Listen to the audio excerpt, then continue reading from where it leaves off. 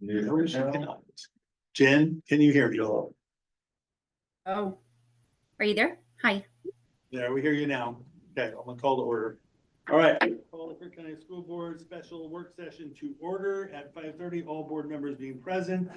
Chair Knight is remote this evening while she tries to not infect all of us. Thank you very much for that, Jen. So I'm going to chair the meeting. She'll fully participate from her remote position. So with that, we will begin with the flag salute. So please stand and join me.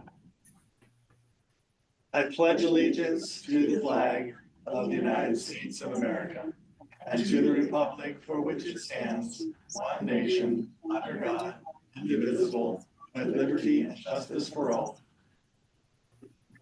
Roll call, all board members are present. Item 1.3, we want to take a special minute and we want to say happy birthday to the superintendent on the occasion of his 40th birthday. So, congratulations.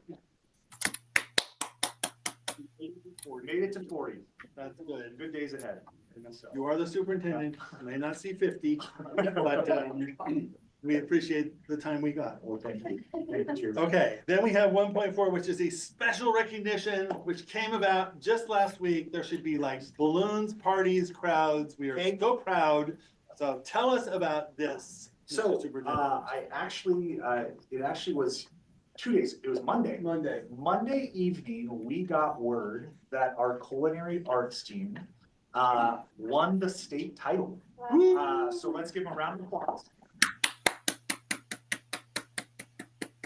We couldn't be more proud of that, and our April meetings in Brothers. So I was like, can we get you here at this meeting? Because we just wanted to recognize these awesome students and their skills and their talent and their hard work.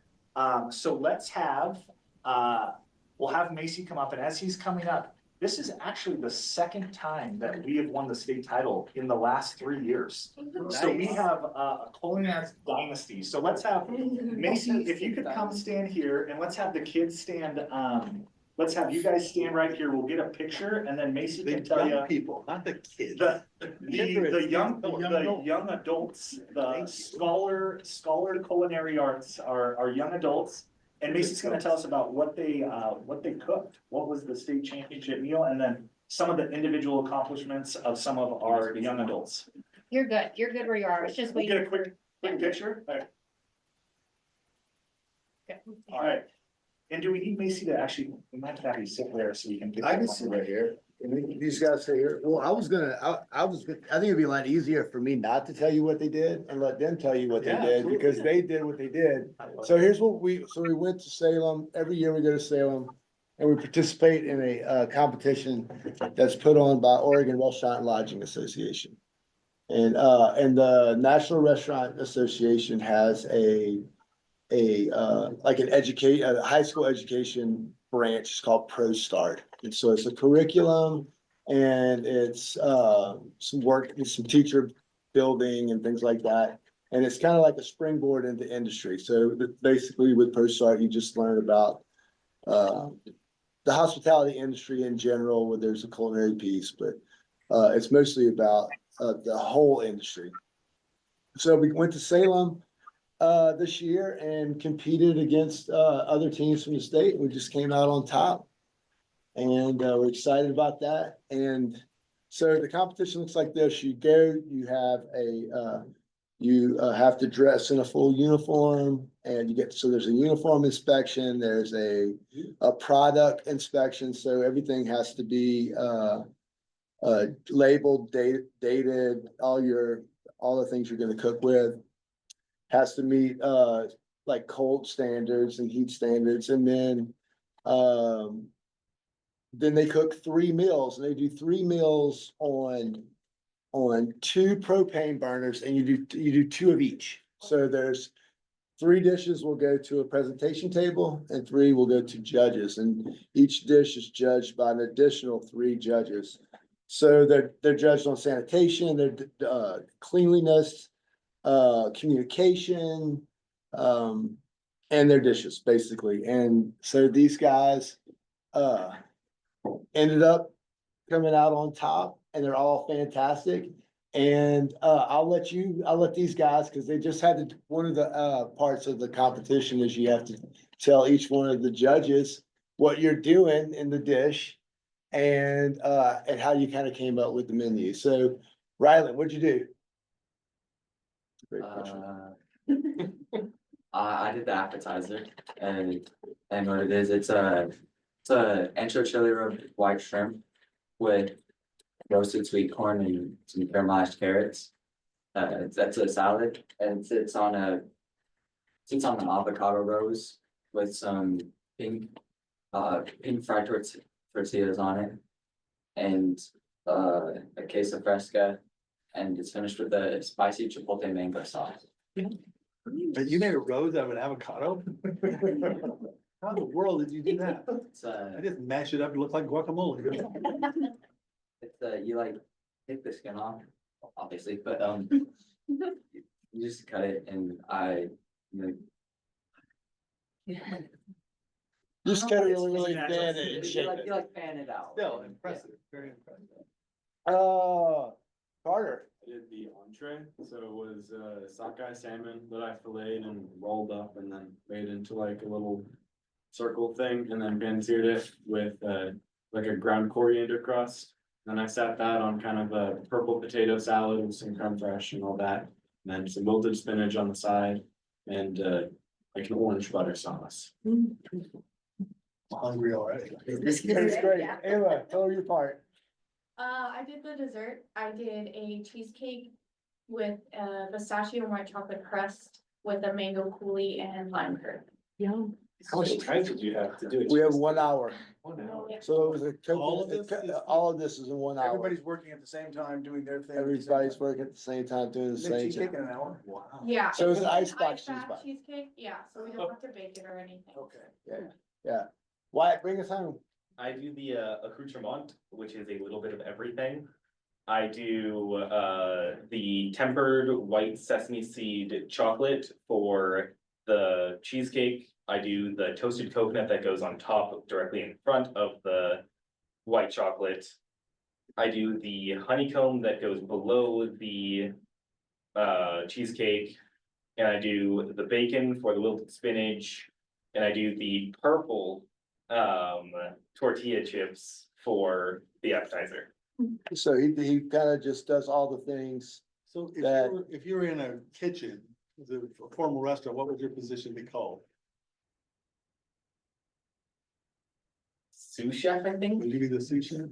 I don't know. I think you'd be a pretty good start off, it's a pretty good line though, for sure. Either a line cook or a sous chef. Yeah. So these guys, so it's quite a thing. It's pretty impressive in an hour. And why do you have a different medal than everybody else? It's back. It's, Oh, it's. no, theirs is not. Backside, sorry. This is culinary first place, and this is just the Pro Oh. Start Championship, so. So we'll be heading to Baltimore, Maryland in May to compete against the rest of the country. So were you able to plan your menu before, or was it a surprise kind of thing? We planned on. Oh, okay, so we had like 3 months, yeah, so. So how are we paying for them to get to Baltimore? Well, it's a great question. We're gonna try to fundraise as much as we can. We have the state We're- champions and we we're- think we gotta send you to fundraise? Like before, we are working on making sure that's funded and we will ensure these kids get to Oh, good. get to Baltimore. That's the answer I was With- looking for. Without a question. I was thinking of this really cool idea. As we are trying to be very good stewards of public funds. What if, and again, I haven't talked to Mace about this. It's the best. We just heard this amazing menu. And how cool would it be if we were able to serve that to people, Absolutely. the community, to be able to taste the state championship? Yeah, 100%. So again, I'm looking at Macy's face. Okay, we're working out some details, but we'll make sure these kids these students, get to Baltimore. And I think what's next is a national title, so, we don't have one of those yet, We so. do not, Yeah. we do not. And I wanted to highlight one other thing, we're missing one student. We have one student at tennis right now. Taya Higginsey was nominated by the chefs at Brasada. And her manager at the restaurant she works at, by BB and myself, and won Oregon Restaurant and Lodging Association Student of the Year. So Oh, so, nice. The student of the year. So as Taya well. won that for her participation in her mentorship in this program and for her future plans, which is to go into business with a hospitality minor, so next year. So it was a good night for the Higginses, and it was a great night to be a Cowboy. I love it. Yeah. One more thing, and I'm sorry, I know we normally don't do recognition at work sessions, but the parents play such a huge role in this, and I know no one likes getting their picture taken, but I'd love to have the parents come up here Absolutely. with the winning team and get your picture taken, just because we so appreciate your Part of work. the process. So I have a proposal for you guys. How about the district fronts all the money for you to go to DC? And if you either bring us back a national title or all the money we front. Oh. See the look on his face. All right, No pressure. Macy's in the middle, there we go. And Jen's in the back row. So we look up. Got it. All right, let's give it one more round of applause. We've got 17 policies on the agenda, but you also feel free that you guys can take off. Let me just say before you leave, how sincerely proud your board is of you. I mean, it takes a lot of personal time above and beyond what you're doing with, school and sports and whatever else you do. And so thank you for bringing home the gold for us. Thank you for representing. Thank you for the future contribution you're going to make to a better eating environment in such work. Well, congratulations. Thank you. Great work. Appreciate your help. I think we're. No politics? Congratulations. You guys signed a scholarship. Yeah. Thanks. Thank you. Thank you. Thank you for having us. Yeah, appreciate it.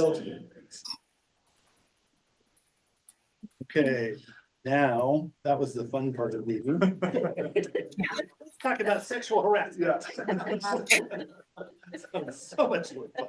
Gotta kill the outfit somehow. Right, so just as we launch into this policies thing, note that you have a hard copy on your table of policy input that was provided through the website to the public. Out there, we have on the website, all the policies we're going to consider in advance with links to the policies. You can click through and then you can put information there, giving us your thoughts about whatever it is we want to do. And it looks like we've had a variety of different people weighed in. We also have a memo from the Community School Boards Association with a couple of comments. Some of those were incorporated into the drafts. And then I think there's a recommendation to delay the adoption of the instructional policy, which we'll talk about when we get there. Instructional materials policy. That one has not been adopted.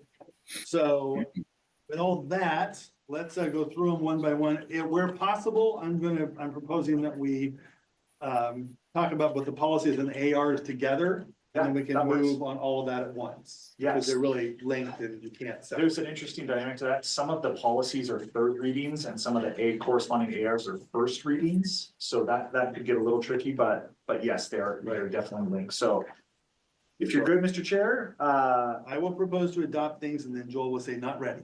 That's how that'll go. Okay? all right, with that, 2.1. Start with 2 with sexual harassment, which is policy JBA and the GBN and related ARs. Yep, so this is the third reading of this policy. This was OSBA recommended due to House Bill 2280 passing.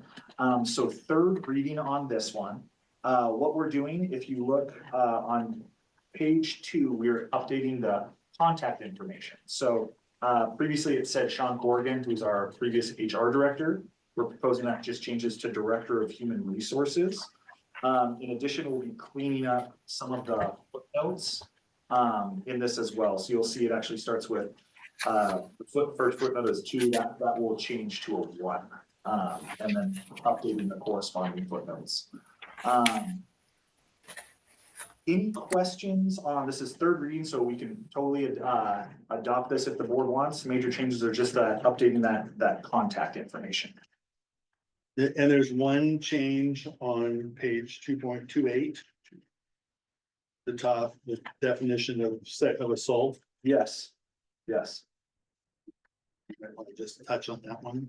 Yeah, and that you'll see that in the corresponding AR as well around the definition of consent, I believe. So third reading, those are the major changes there. There any, so 2 changes. One related consistently throughout, replacing the name of the old HR director with a new HR director. Yep. That doesn't seem very controversial. And then this one tiny little redefinition of assault, in keeping with statutory. Yep. Any thoughts on that? I've got something on the consent portion that I've got a question on. What? I don't know. which Oh, one okay, it's go on. ahead. I read it earlier, now I'm Okay. trying to find it on Gotcha. here. Okay. And think that you're on one, page- that one might be, That the definition of 2.8. That's the change language. It could be anywhere, cause it's more something that just wasn't in there. It's the concept of a minor can't give consent regardless. And I'm not sure how to put that in there, what kind of language, but I also don't wanna take away from the possibility that the minor could be performing the sexual harassment. And outline that. I just want to be clear that any kind of action in this nature, a minor can't provide consent, period.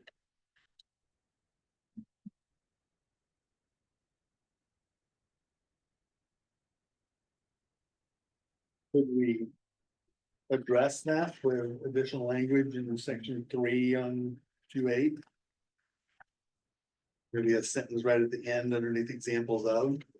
That just says a minor cannot give consent. yeah, just a standalone Yeah, statement, a something minor, like that. minor cannot give I don't think there's anything wrong with that statement. Can't give legal advice in open session. Forget I asked you. So, Could you like wink or something? so if I'm just, underneath that paragraph of examples, we'll just add a standalone sentence that says a minor cannot give consent.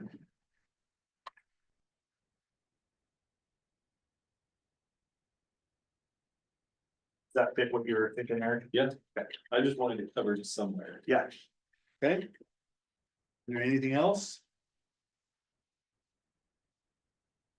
Because, yeah, so how do we want to handle this, Joel? We've got 2 third readings and 2 first readings. The first readings are on the ARs, and now we have an amendment process along with that. So do we want to go ahead and just move into those, include those first readings, and because it's likely to be unanimous, consider that adopted? And be done with this one and move on? that would be Don't the, see any point in bringing 2 ARs back without the related policies. that would be the first 4 policies. So would operate that way. So I'd want to entertain a motion, if you guys are amenable to it, to approve policies JBA GBN and JBA GBN AR1, JBN GBN and JBA and GBN JBA AR1 again, for final approval, including the amendment to the policy related to a minor cannot give consent. So moved. Thank you, Steve. Was there a second? Second. Thank you, Kelsey. Any other discussion? All those in favor say aye. Aye. Oh, I got a Aye. rule. Sorry, I got a roll call. I haven't done the roll call thing. That's a new rule since I was last chair. So, Kelsey, Yes. Steve. Yes. Yes. Eric and Jen. Yes. And I chair votes yes. So now that is approved. 2.1 through 2.4. We will move on to the next set. Congratulations, we got one done. Use of restraints and seclusion. 2.5. G, J, A, B, and A, R. Yes, so this is a fourth reading of, let's see. The OSBA recommend changes due to Senate Bill 756 and 758. We've looked at this previously in 3 different work sessions. And there just was some questions in our most recent work sessions, particularly around last month on page 3.3. I believe Mr. Cooper brought up the question of the superintendent of public instruction is in fact the governor. And this policy says within 24 hours of an incident where there's serious bodily injury or death of a staff member, we checked into that and that is the requirement. So there is a process where we report that to the state government. I mean, it goes through the Department of Ed and the deputy superintendent. But that was the question from that one. So this is fourth reading. That was the clarification that we are bringing back. If I remember right, that was the only thing that was still pending. That was the only question on that. It was just kind of a weird note of like, wait, yeah, what's that in the? Call Tina on her cell phone. Yeah, so. Any other concerns or questions or motions to approve?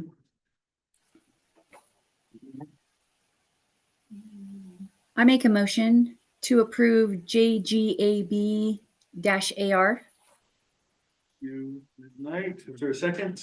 I'll second. Kelsey seconded. Any other discussion? Paul, on the matter of JGABAR, Kelsey, Yes. Jen, Yes. Steve, Yes. Eric, Yes. chair votes yes, passed. Moving on. Okay, we are on JH, student welfare. 2.6, so this is a third reading. This is started with OSBA recommendations due to OER 581-022-2220. So we've reviewed this at a couple work sessions. The questions coming out of last month's review were in that first paragraph about regular supervision and when we provide it to students. So the request was made, can we put in policy that 30 minutes before school and before the first class and 30 minutes after class? I checked that totally works, except for at our elementaries. Staff aren't, super staff isn't there, but they're there 20 minutes before. So I put at least 20 minutes prior, and our elementaries start really early. So we're talking about like 7:15 would be, the 20 minutes early. So our middle and high school, where that was an issue, was they actually opened the doors and provide supervision an hour before. So we have it at least 20 minutes is the proposed language. So that should cover all our schools, and we're also making sure that's in the handbook. So we're working on making sure that those are all updated.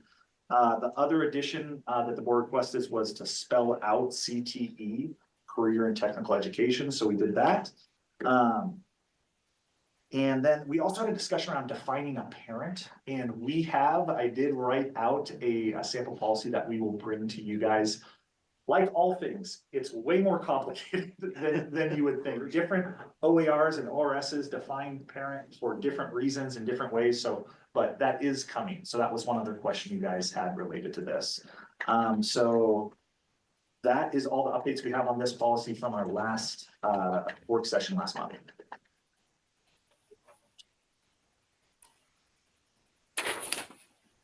Not in 20 minutes. I get the problem with the elementary is because it's early and teachers don't get there till 20 minutes before. Can we take the second 20 at the end of the day and make that 30? So at least 20 in the morning, 30 in the 30 in afternoon. the afternoon? You got yourself a deal. I don't think kids have actually cleared out 20 minutes. No, and staff, admin staff, secretaries, our people are there. People are 30 around. minutes. So, yeah, we can say, if I get it right, regular Anybody school. else object to that? No. Jen, would you be okay with that as an amendment? Yes. So the sentence, just for clarity, read, regular school supervision is available in the school building at least 20 minutes prior to the commencement of the first class, as well as 30 minutes Yep. following the conclusion of the final class of the day.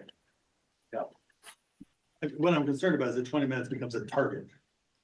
And Yeah. we've got an hour now and it said like shrinks. Yeah. I don't want it to shrink too much. I love longer time. Any other thoughts on? What is the double asterisk at the top? I mean, well, what is it?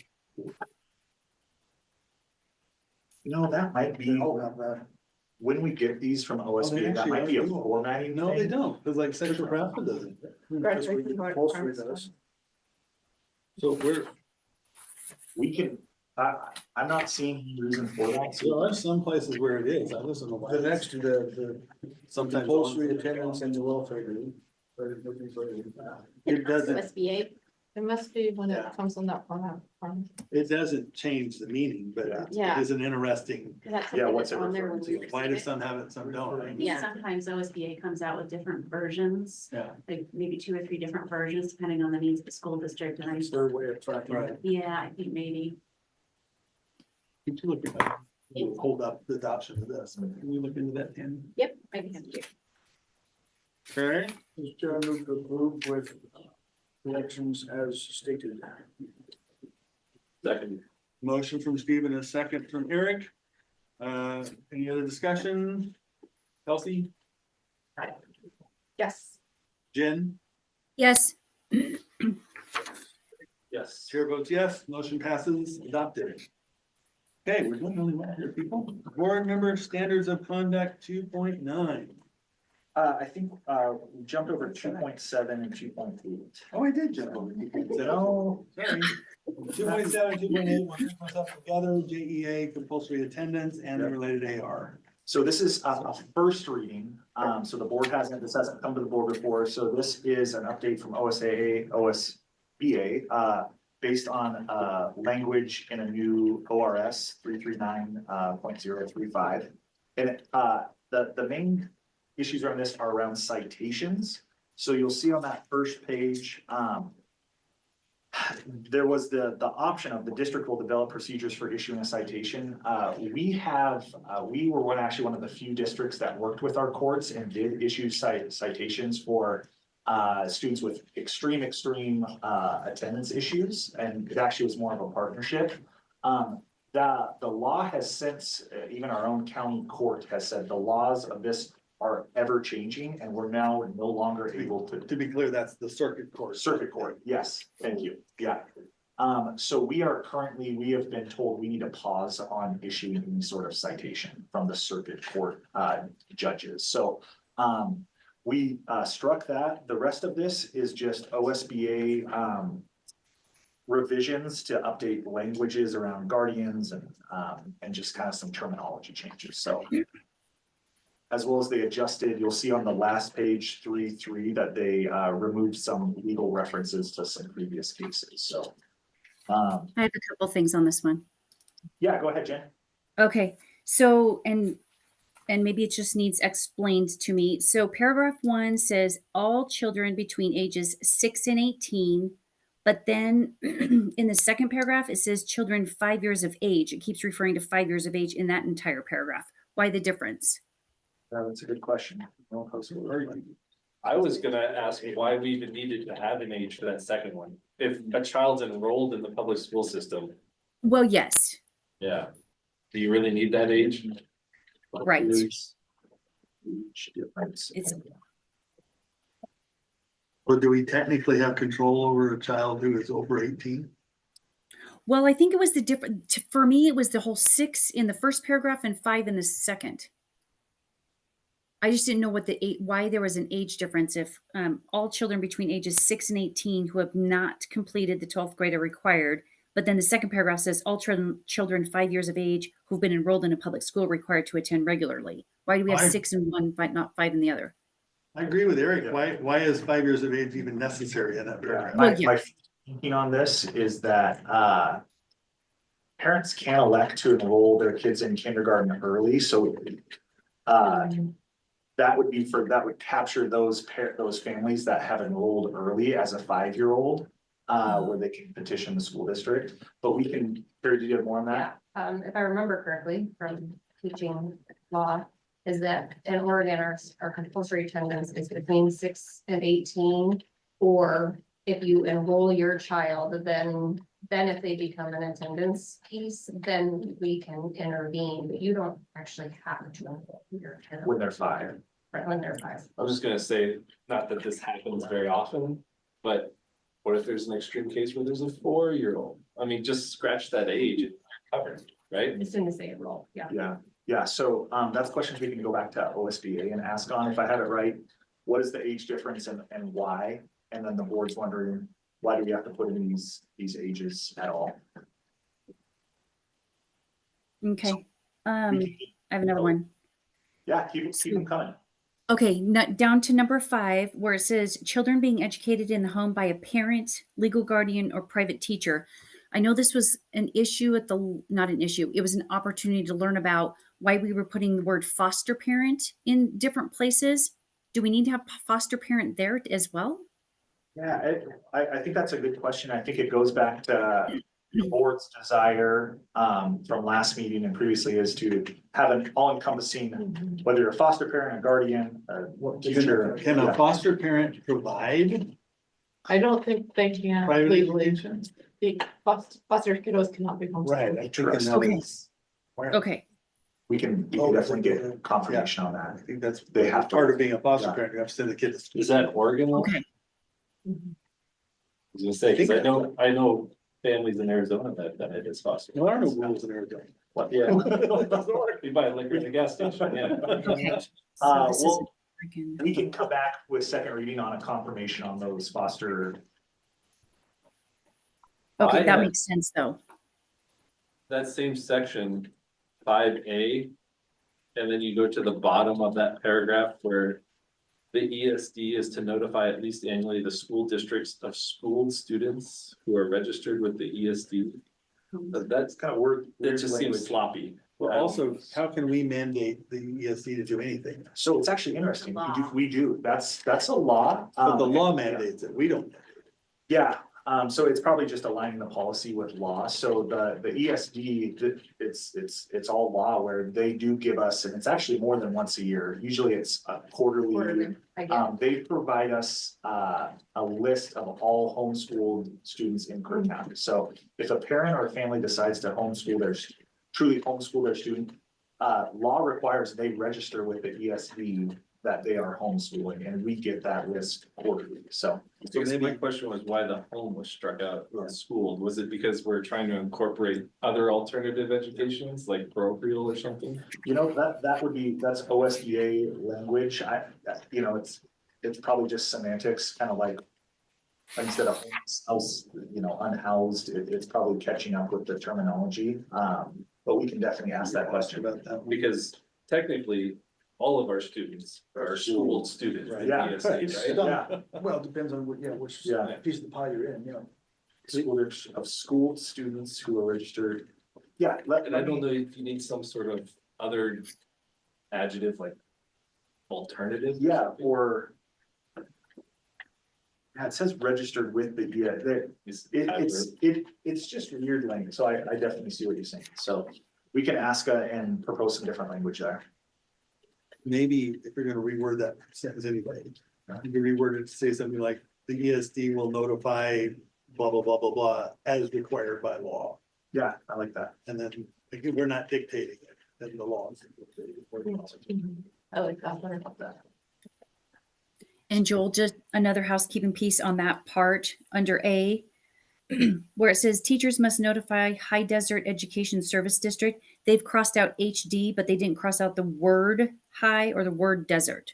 If they're going to Yeah. modify it down to ESD, doesn't that need to be crossed out as well? Yeah, that was an intentional so I think what they were trying to do with the policy here, and again, this is OSBA recommendations, was for us, it's the High Desert ESD, and then if you see later in it, it talks about if a student moves, and then they'd be under the jurisdiction of another ESD. But I can ask some clarification on. Okay. Well, It's just housekeeping. yeah, those are good questions, and yeah, this is one that this language is all proposed from changes from OSBA for law, so we can dig into that and bring it back for a solid second read. Since y'all love the policy so much, how do you feel about the AR? I had something on that one too, actually. Yeah, the main changes here is it's getting rid of all the procedures around that citation, the citation processes, because we are not doing that. So what are the tools that? That's good. Actually, we have, we're super fortunate, so, Bree Van Roel, who's the assistant principal at the high school. She's actually getting her doctorate with a focus on attendance. So she's running our district attendance team. And I think it actually is super informative for the board if we had her present on our attendance processes. Because, I don't know if you're monitoring the most recent legislation. Elementary attendance looks like it's gonna move into one of the key markers that the ODE is starting to look at, so we're trying to align, so we're ready for that.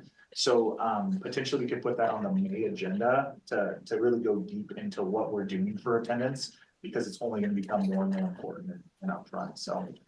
And to Scott's point, the citation was the biggest teeth, but And it's the biggest thing is working with families of what are these barriers for why your student's not coming to school, and how can we come up with an individualized plan to, at the end of the day, we want your kid in school learning to the greatest extent possible. So how can we partner with families to make sure we're reducing those barriers? Don't get me wrong, I don't want people punished excessively, and the carrot is always better than a stick, but at some point, there's gotta be some sort of Yeah. accountability. example where you need a stick. And it's a good question, and to put this in context, when I think of, like, the citation is a very big, we're talking 5 to 15 total students out of 3,000 every year. So these are students that have missed probably 50 or so school days. And it's almost like, it's more of a child safety issue at that point, and we're trying everything to work with the family, so. But my recollection is that pre-COVID, we were driving hard on attendance and we were using the threat of citing people into court. Yep. And we saw significant gains in daily attendance, like it was in the 80% at one point, as I Your recall. memory's correct, so we had. Now it's like down 67, something like that. Your data, so we were typically, our elementaries were seeing 80s to 85% regular attender rate, which is a good goal. Since COVID, we've been in the mid to high 60s.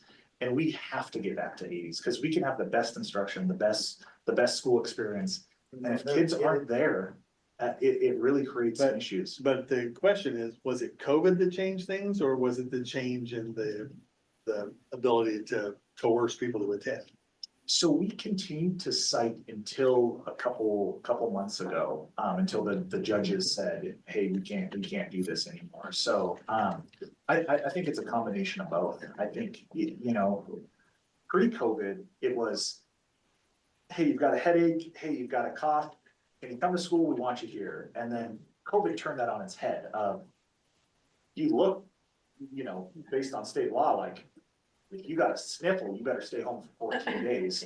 So now trying to pull parents back from that, I think has been a challenge. So it really is changing a mindset and just behavior. So. Well, and I think the other thing too is it'd be nice to have the policy more in alignment with some of the work that Bree's doing to drive the great behavior and to be support, because if a kiddo is being absent 50% of the time, there's a larger issue.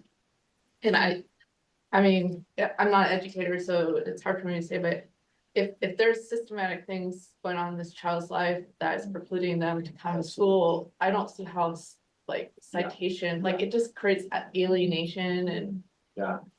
When is she planning to present stuff? Or I are just we thought of it trying based to- on your comments. So my thinking on this is I'm wondering if, in April we're in Brothers, but I'm wondering if May we could have an attendance presentation on what our system is, and then have these policies on the agenda for that May thing, for that May meeting for a potential review and adoption as well. Because I'm sure there's more research. We are in a post-COVID world, right? And so there's probably research on how we need to adjust and adapt in this world that is gonna drive the positive outcomes. And I'd like to see our policy really fall in line with what's working. Yeah. And not just kind of revert back to like, well, this worked before COVID. And so, like that's just doesn't feel like a good use of resources. I wouldn't defend the the pre-COVID process a little bit, because what happened wasn't to try and find you. It was, you cite after multiple engagements with the administration produced nothing. Then they got cited into court where they kind of had to appear. And they would show up, and then the conversation was, what's the problem? What can we do to fix it? The judge mediated that conversation. And then the judge would say, okay, I'm gonna impose this fine, but it's a suspended sentence as long as your kid starts showing up. And only if the parent just continued to make no effort to comply, did we ever get around to imposing the fine. Almost nobody ever got fined. It was, Because it usually worked on the first try, but you had to get the parents' attention, and they had already demonstrated they weren't gonna talk to you. it was an awesome partnership with the community, the circuit court. I remember being in a couple of courtrooms back in the day, and yeah, the judge would say, hey, how can we help you? We're gonna meet in a month and a half, we're gonna look at your attendance, and if it's improved, there's no citation. And I remember applause in the courtroom on those follow-ups when the kid had improved his attendance. And the parent felt good. It was a real feel-good thing versus a real punitive thing. So yeah, I think attendance is a huge deal and something I want to make sure the board knows kind of what we're doing, so. We also had that requirement that you personally go out, it's usually you, and visit with the family I've knocked on a their lot of doors. circumstances. Yeah, As part of the yeah. process before we even went to court. Yeah, so it's a really great system. But we always want to be refining it and seeing where we can improve and working with families and working with our community partners. Because yeah, a student wouldn't be cited to Mr. Cooper's point. It would be literally 30 interventions prior to going down the truancy citation process, so. So you're talking a lot about elementary, and I get that because that's the formative foundational level. Is this also an issue beyond that? Middle school, high school? Where's the high concentration? Yeah. Believe it or not, our high schoolers, they're the hard, when they start being able to drive and being able to go to R&R. That's where we see a little more willful, it goes from a parent not bringing a kid to school to a student skipping school. Right. So those are two different issues. But yeah, we definitely have attendance issues at the high school as well that team's doing a good job working on. Is that ratio kind of been consistent pre-COVID, post-COVID? That just skipping school part. It's a really good question. I don't have any firm data on whether skipping has increased or decreased based on COVID, but I know that Bree and Jake and that high school team watch this very, very closely. With Ms. Van doing her dissertation on attendance, I mean, she's reading about every research article there is on attendance and the different interventions and prevention and consequences. So I think it'd be a very informative presentation to the board that we can bring in let's say May. We can put that on the agenda and bring back a second reading in May on attendance. And What is the point, the standard, I can't remember where the threshold is, where lack of attendance begins to impact your funding? so the state the state defines regular attendance. So a student has to attend 90% of all days enrolled. If they go below 90%, which ends up being about a day every other week, then the state labels them as chronically absent. And that's that percentage we're talking about. I don't know off the top of my head when that impacts. There is a like threshold. funding. That's something we can report back And on. as our number sinks, we're getting closer to whatever that threshold is. Dr. Huff, would it be appropriate to have Bree look at this and just even have her weigh in on? Great minds think alike, Ms. Wick. So Bree look through this, because Bree, I got an attendance policy, so. Yeah. But it would be good to have her here just because it's literally her expertise right now. So I think that'd just be very informative for the board to hear. And I just love her perspective of like, in a perfect world, what would this look like Yep. for her? And then it might not be like what we end up adopting, but it's like, let's not just automatically think this is a box we have to live in. Yeah. Let's. Like, just because OSBA puts these language change, it's this legal language change. So yeah, and I like that perspective of what would the perfect policy look like around attendance. So, given all this conversation, I would suggest that we not attempt to take a vote on this tonight, but we ask staff to bring back another draft for a second reading. There's no objection, so ordered. Okay, we'll do that. Move on. Now we have compulsory attendance, JEAAR. I'm sorry, not compulsory attendance, board member standards of conduct, BBF. 2.9, so this is a first reading, but there was, as I was going through this, this is based off, Senate Bill 231 and updating, the process for reporting. And I can't remember what, and maybe this is a second read, I'm not sure, but, the question from the board last time was, if you look down in that bottom paragraph, it says, I'm starting with the second sentence, a board member having reasonable cause to believe that any child with whom the board member comes in contact with has suffered abuse, or that any other person whom the board member comes in contact with has abused a child shall immediately make a report to the local Department of Human Services, or to local law enforcement within the county where the person making the report is located at the time of contact. There was a question, I believe it was used too many of these policies. The cross reporting, do we have to report this or that? And I talked to a couple experts on this, and the state, it's called cross reporting, where if you report to DHS, the system automatically reports that to law enforcement and other agencies. So the board's question was, why, or like, can we do both? And we don't need to do both because of the cross reporting framework that those agencies have in place. Is there any reason why we can't accept this then as is? I can't see a reason why not to. I think this might I might be going through. Is there any reason not to accept it?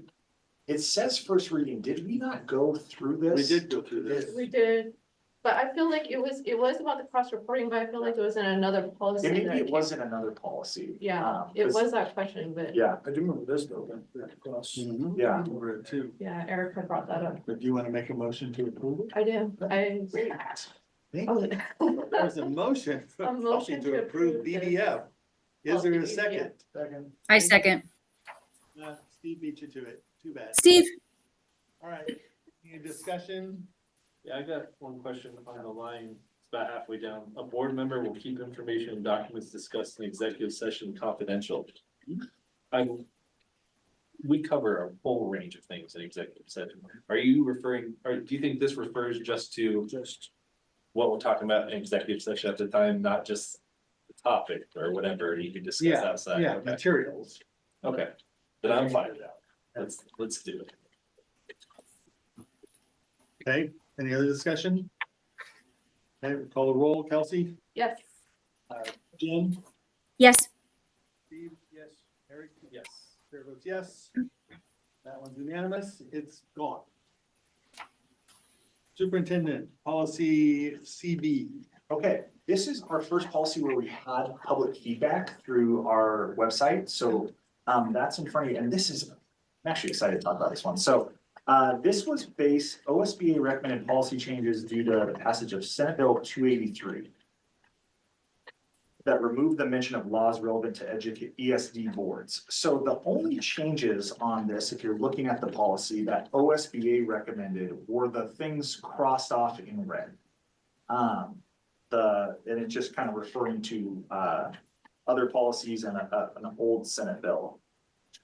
What is interesting is board joined the Community School Boards Association or organization, which is like OSBA, but they represent smaller, mainly like rural districts, and we run all our policies through them.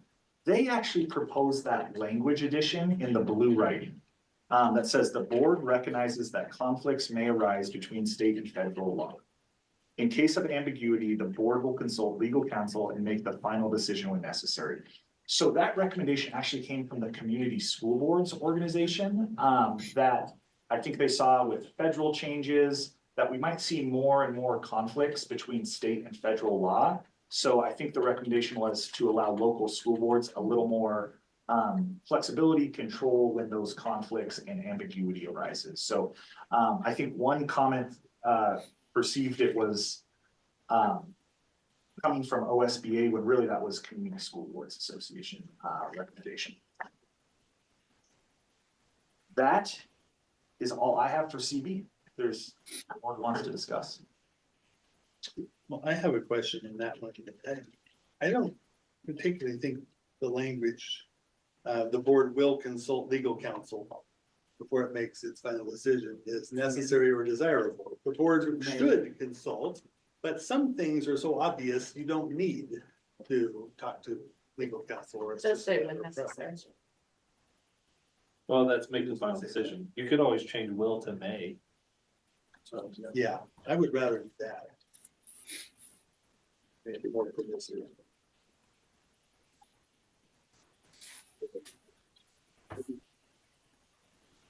Okay. The other comments on these three paragraphs? I have a question. Yeah, then, Just real quick, at the bottom where the footnote says number 1, it says the term superintendent includes an interim superintendent. Do we also want to put in there acting superintendent, or does interim take care of that part? no, it doesn't take care of it.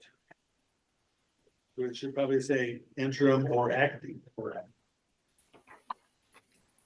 Nice catch.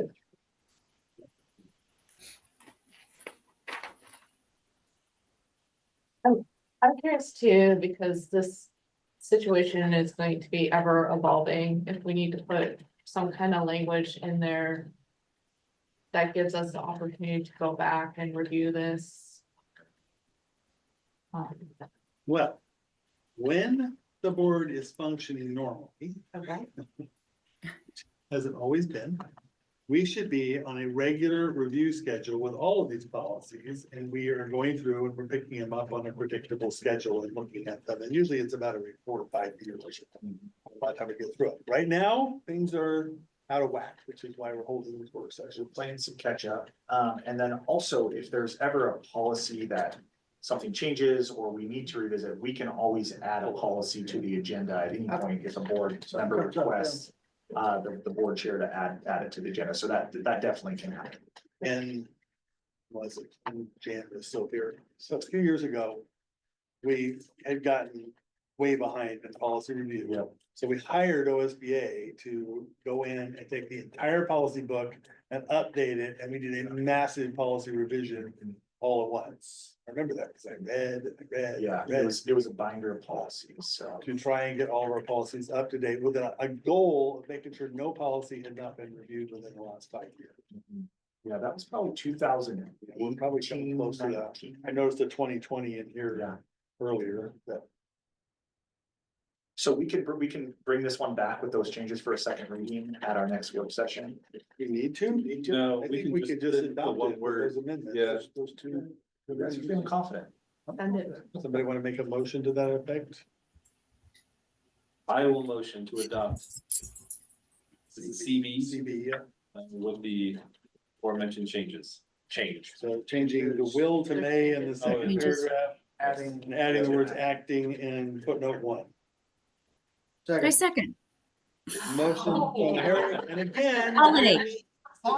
I'm trying to give you as much time Steve as I gets a could. second. Jen, you need like a month.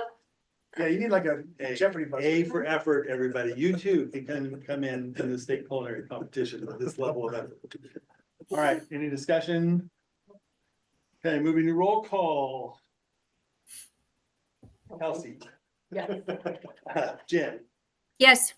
Steve, yes. Eric. Yes. Chair votes yes, with as amended. Yay. Public records requests. Public records KBAR. requests. So this is a first reading, and this is related to looks like the definition of a public record under ORS 192.005. What we did was we also updated, and I think it had to do with this contact information under number 1. We just added submit it in writing to the executive assistant to the superintendent and school board. One addition, I actually ran through, talked with a local public meetings law, public records expert, and I thought there was a good suggestion to make sure we add an email to that too, because right now it just says can be completed in writing. So we would add an email to that so people, as is practice, can submit submit public records requests through email as well digitally, which that's all they do, mainly. So, we would, create an email address, like public records requests at Crook County School, that would go to, key staff members. And then, that way someone could just send a digital request there. So my thought was we can add that, and then bring it back for a second reading, or the board could adopt this on first reading if, with knowing that we're. Where would that's you our add plan. it? Number one? What I'd do is I'd add it to number one, so I'd say a public records request shall be submitted in writing to the executive director, and the, superintendent through the district, office at this, or through email to public records request at crookcountyschooldistrict.org. There is one other change, that came through, I believe, OSBA on 9, where it just says rather than charges will be reimbursed to the district, reimbursed to the district, it says charged to the requester. Called active voice instead of passive voice. Thank you, OSBA, for. In order to, Oh, go ahead. go ahead. Well, I'm just wondering too, like, what if we're dealing with like multiple records requests and it's like, okay, well, the first request is under 30 minutes, but then we have several. And all of a sudden we're hours of Yeah. school board or school district resources in, like, is it a cumulative? Yeah, I'm gonna consult my public records request expert. So Tammy is actually our point person. So on those charges, how would that scenario play out? So that covered under 4C. Of the volume of the public records request being simultaneously processed by the district. That changes the time period.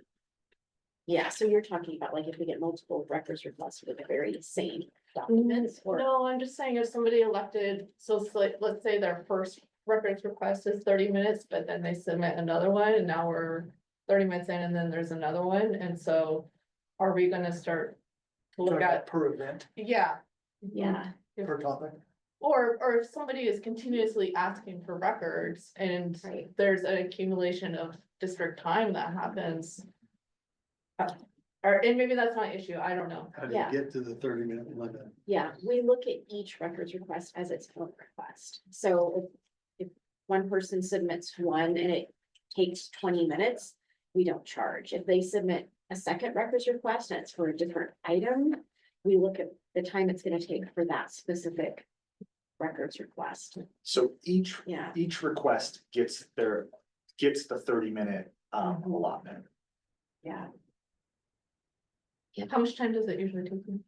depends on the records request. Sometimes there's several that I've done that have been less than 30 minutes, we've not had to charge.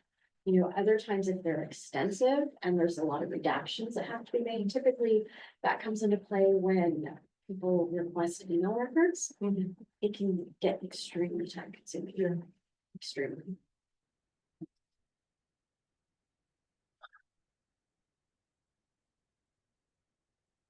Other thoughts? So in order to adopt this one and move it along, could you like reread one an additional language you want to put in there? Yes.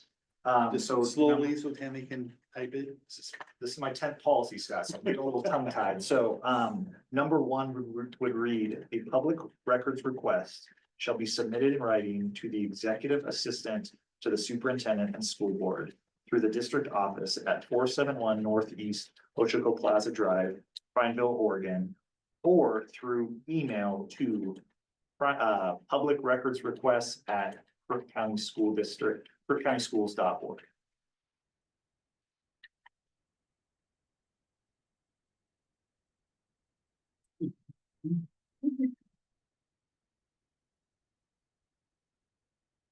Everybody get that? We just make a motion to adopt policy KBAR with that additional language so that we can adopt this and maybe move on. What's that? So moved. Thank you, Steve. Jen, here's your chance. for a Second. She has her volume up. I had to unmute. Any other discussion? Okay, calling the roll. Kelsey. Yes. Steve. Yes. Eric. Yes. Jen. Yes, Chair votes yes. Adopted on first read unanimously. Okay, we are up to 2 point, well, let's do this. This one I know is gonna have quite a bit of discussion. Can we move it to the bottom? Let's do the less controversial ones, and then we'll deal with that one. Let's move to 2.13 public charters. Okay, so this one's off to the side. Over in my. LBE. Okay. LBE, okay. This policy LBE, we're back with this one. We talked about this one before, but it partially explains the relationship between the district and the public charter school. The updates here are as a result of House Bill 3024, the 2023, House Bill 3024, and Senate Bill 767, 2023. And that has to do with language change around certificate of attendance and a few other things. This policy is on the third reading, so a couple of the notes on this one. On page 2 specifically, I was asked to bring back some language around like, how do we decide to partner with our public charter school in terms of what is a beneficial relationship that's cost effective, but also resources. And so on page 2, paragraph 3, paragraph 3, the highlighted in turquoise is that language that I came up with that said public charter school students may be permitted to participate in limited district courses or curricular programs if it is beneficial for both the charter school and sponsoring schools' needs and the availability of resources. And then I defined down below curriculum programs referred to courses, and I can add classes in that. The one change in this one is the last line in paragraph 3 did not get a strike through, and it should have a strike through. So I apologize. So the public charter school students shall not be permitted to participate in district curricular programs. That should have a strike through.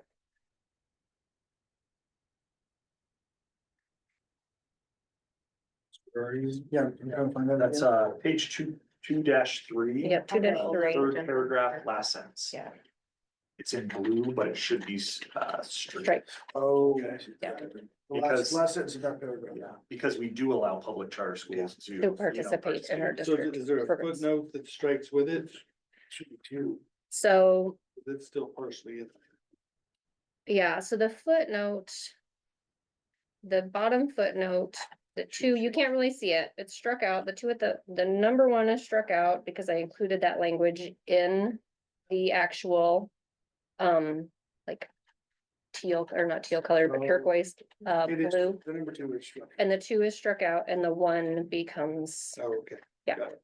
Where you put regular programs for courses. Yes. What follows that used to be the number 2. yep, And then struck. yep. And thank goodness for Tammy, because I made all my third read changes in green and then she went back and changed them to those colors that are supposed to be in there, the blues and the reds.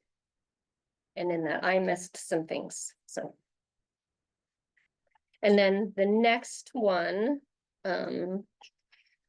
yeah, so the highlighted blue language that we just talked about adds the language from February's meeting to convey our desire to continue a mutually beneficial partnership with our charter school. And then the page 2, like the next paragraph down or 2 paragraphs down, goes back to that language where it says the district may provide instructional materials, lesson plans, or curriculum guides for use in a public charter school. Put it back to what originally. Yep, put it back to what it was originally in there.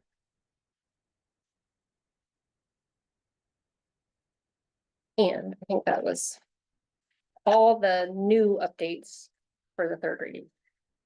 Joel, did I put everything back down? No, it's really in a couple different places.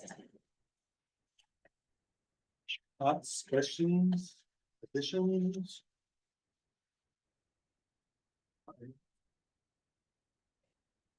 Well, anybody? Okay, somebody want to make a motion? You to approve policy LBG, Strike it. That one. striking the last line on. Third paragraph. Second page. Second page. Steve moved. Is there a second? Second. Second from Kelsey. Any discussion? Right, calling the roll. Kelsey, Yes. Jen, Yes, Steve, yes, Eric, Yes. chair votes yes. Adopted. Woo-hoo. Nice job, Jen. Good job. Okay, JECA admission of residents. This is going so much better for you this time than it went last. Well, we're, One for one. I still have that fun. I'm hopeful. I'm real hopeful. Okay, admission of resident student. All right, this policy defines the, conditions of students we enroll. And conditions isn't the right word, but that's the one that I came up with at the time. This policy does have some legislative additions based on Senate Bill 513. Again, that's the language around certificate of attendance versus alternative certificate. This is a second read on this one. And there's a few housekeeping pieces that we have to go through on 4B. Alternative should have a strike through. It's on page 1. Number 4, letter B. Got it. Yep. Maybe. Where it says has received a modified diploma and extended diploma, and it should say A. Certificate of attendance with the strike through alternative. Strike the and strike the alternative. Yep. Insert an A. Yep, insert an A. Are you ready? Okay. Moving down to number, both 7 and 8, we had some discussion last time around OSBA recommended that instead of district, it went board or the other way around. And we talked about that you guys wanted it back to say board instead of district. But on number 7, I believe it was that Eric asked for some clarification on like, is the board making this decision on their very own, or are they talking to staff? And so I included the board in cooperation with school district staff may, based on criteria denied. Do we have clarity around what that process is of accepting an previously expelled student? Yeah, JGA, I don't remember. Yes, there is another. Okay. Yep, so typically, when a student enrolls, it goes through the registrar at the school, and those people to file would come in and they'd have to mark, if the student's been expelled, so there is a screen. That's how. Can I maybe suggest a minor amendment? Yeah. 7, where it says the board in cooperation with school district staff. I don't actually know how to actualize that language. Okay. Does that mean it's a joint decision? What? I would Okay. say change it to after consulting. The board after consulting with school district staff. So then the board makes a decision, but we're gonna talk to you first. I like that.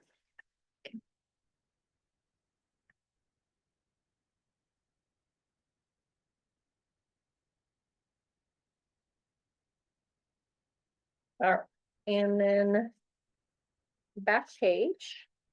So 2-2, it's a little bit on the back page. Then back to board. And then there was also some conversation. So in the highlighted piece, you guys asked about, is it just a weapons policy violation, or are there other school safety policy violations that we would offer tutoring or alternative instructions? So I added or other school safety policy violation. I like that.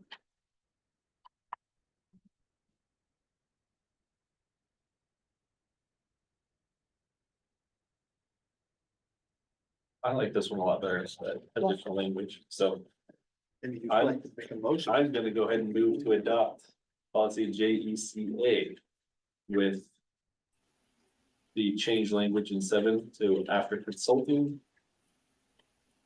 And the rest of it is, And well, and we'll then they, change language at 4. and 4, where, yeah, 4B. Okay, any second on that? Eric moved, is there a second? I'll second. Thank you, Kelsey, seconded. Any other discussion? Calling the roll. Kelsey. Yes. Jen, yes, Steve. Yes. Eric. Yes. Chair votes yes. Motion passes. Done with that one. Two for 2, Carrie. Okay, Carrie. Okay. Oh, graduation requirements. That's how to Do we- it Do we want to It do went slower IIA? last time. Do we want to do IIA IA first? Okay, Because sure. that is the one that the community school board Oh. has some significant language changes that they have offered and also that they have not completed their adjustments to the AR with that. I will go ahead and I'll read through kind of what I did with IIA first and then or what OSBA did, what I also did. So OSBA actually recommends deleting the draft that we have and replacing it with the one that is in front of you, although there are significant there's not significant changes in much of the language. There is some significant additions. So some of the kind of big updates come from the inclusion of public meetings law and public records law in here. Because when it comes to a reconsideration committee, those committees are subject to public meetings law and public records law. And then the other, so we are on, Kelsey, do you see where we are? Sorry, the public, oh, okay. I got it. will- Yeah, got it. Okay, I can point to the specific places where those are in just a minute. Yeah, it's complicated because this one is all blue. And then the other change that comes from the state of Oregon is the ORS 337.260. And that specifically refers to textbooks of US history and government. I'm not gonna get the language wrong, but must include references or coverage about all people who have worked hard for our independence and founding of our government. So that's a real bad summary of all of ORS 337.260, but I think their intention is to make sure that our American history textbooks and our government textbooks have a wide variety of people represented who worked for independence and worked to create the government that we have. So I don't know why. What was that? 337? 0.260. Yeah. And that's in the, yep, it's on the back page. So, so page 1, the very top paragraph, so 1-3 is our current non-discrimination language. So although it's all in blue, if you look at our current policy, that language is exactly from our current policy.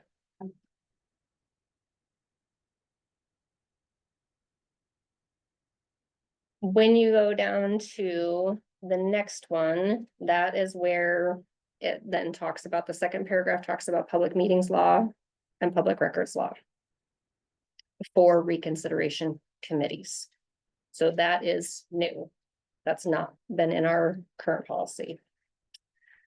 The third paragraph is from current policy. The fourth paragraph is an additional language that talks about that some materials may fall into more than one category. So they may be core and supplemental or core and library materials. And then we added, right above definitions, we added this language, this sentence that says all instructional materials are available for public review by contacting the district office. Just again, to assure the community that we are transparent with our curriculum. It's always available for review.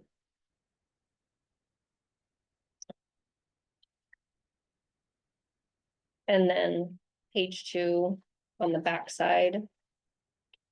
So what I do like about the changes in this, before we go to the backside, what I do like about the changes from this IIA than what we currently have is they have defined the difference between core instructional materials, supplemental instruction materials, school library materials, and classroom library materials. It is something I do believe has been missing from our IIA and does leave, it leaves a gray area, especially for people who don't understand that they are different and the processes that we go through of bringing them into our district are different.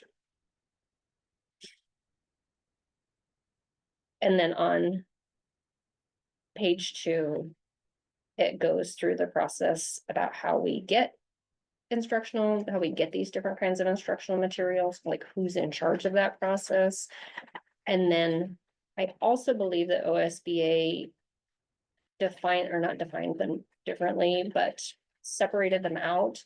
Because what OSBA recommended doing is on the ARs is having 6 separate AR policies to go along with this. So that the reconsideration committee for each of these separate types of curriculum was different. When I was redoing the AR, when I was looking at that, I didn't feel the need that we needed to have 6 separate ARs. So it's a confusing one. Ask me any questions, or this was also one that the community school boards of Oregon did propose some changes. What is the urgency of adopting this one? We have, It's a highly recommended, I think because of the public meetings law and the public records law and that ORS that is in there, but the ORS actually doesn't go in until 2026. So that one is fine, but I think probably the addition of the public meetings law, if we were to have reconsideration committee want to look at a book or a material, I think that we would do that anyways. Just following public meetings law, whether it's in this policy or not. So I don't feel overly urgent about this. Scott, I will tell you that the AR, I have been kind of itching to adjust for a little while. Just because some of the worksheets in there, they don't feel like they ask the right people the right questions. But there's nothing urgent about it.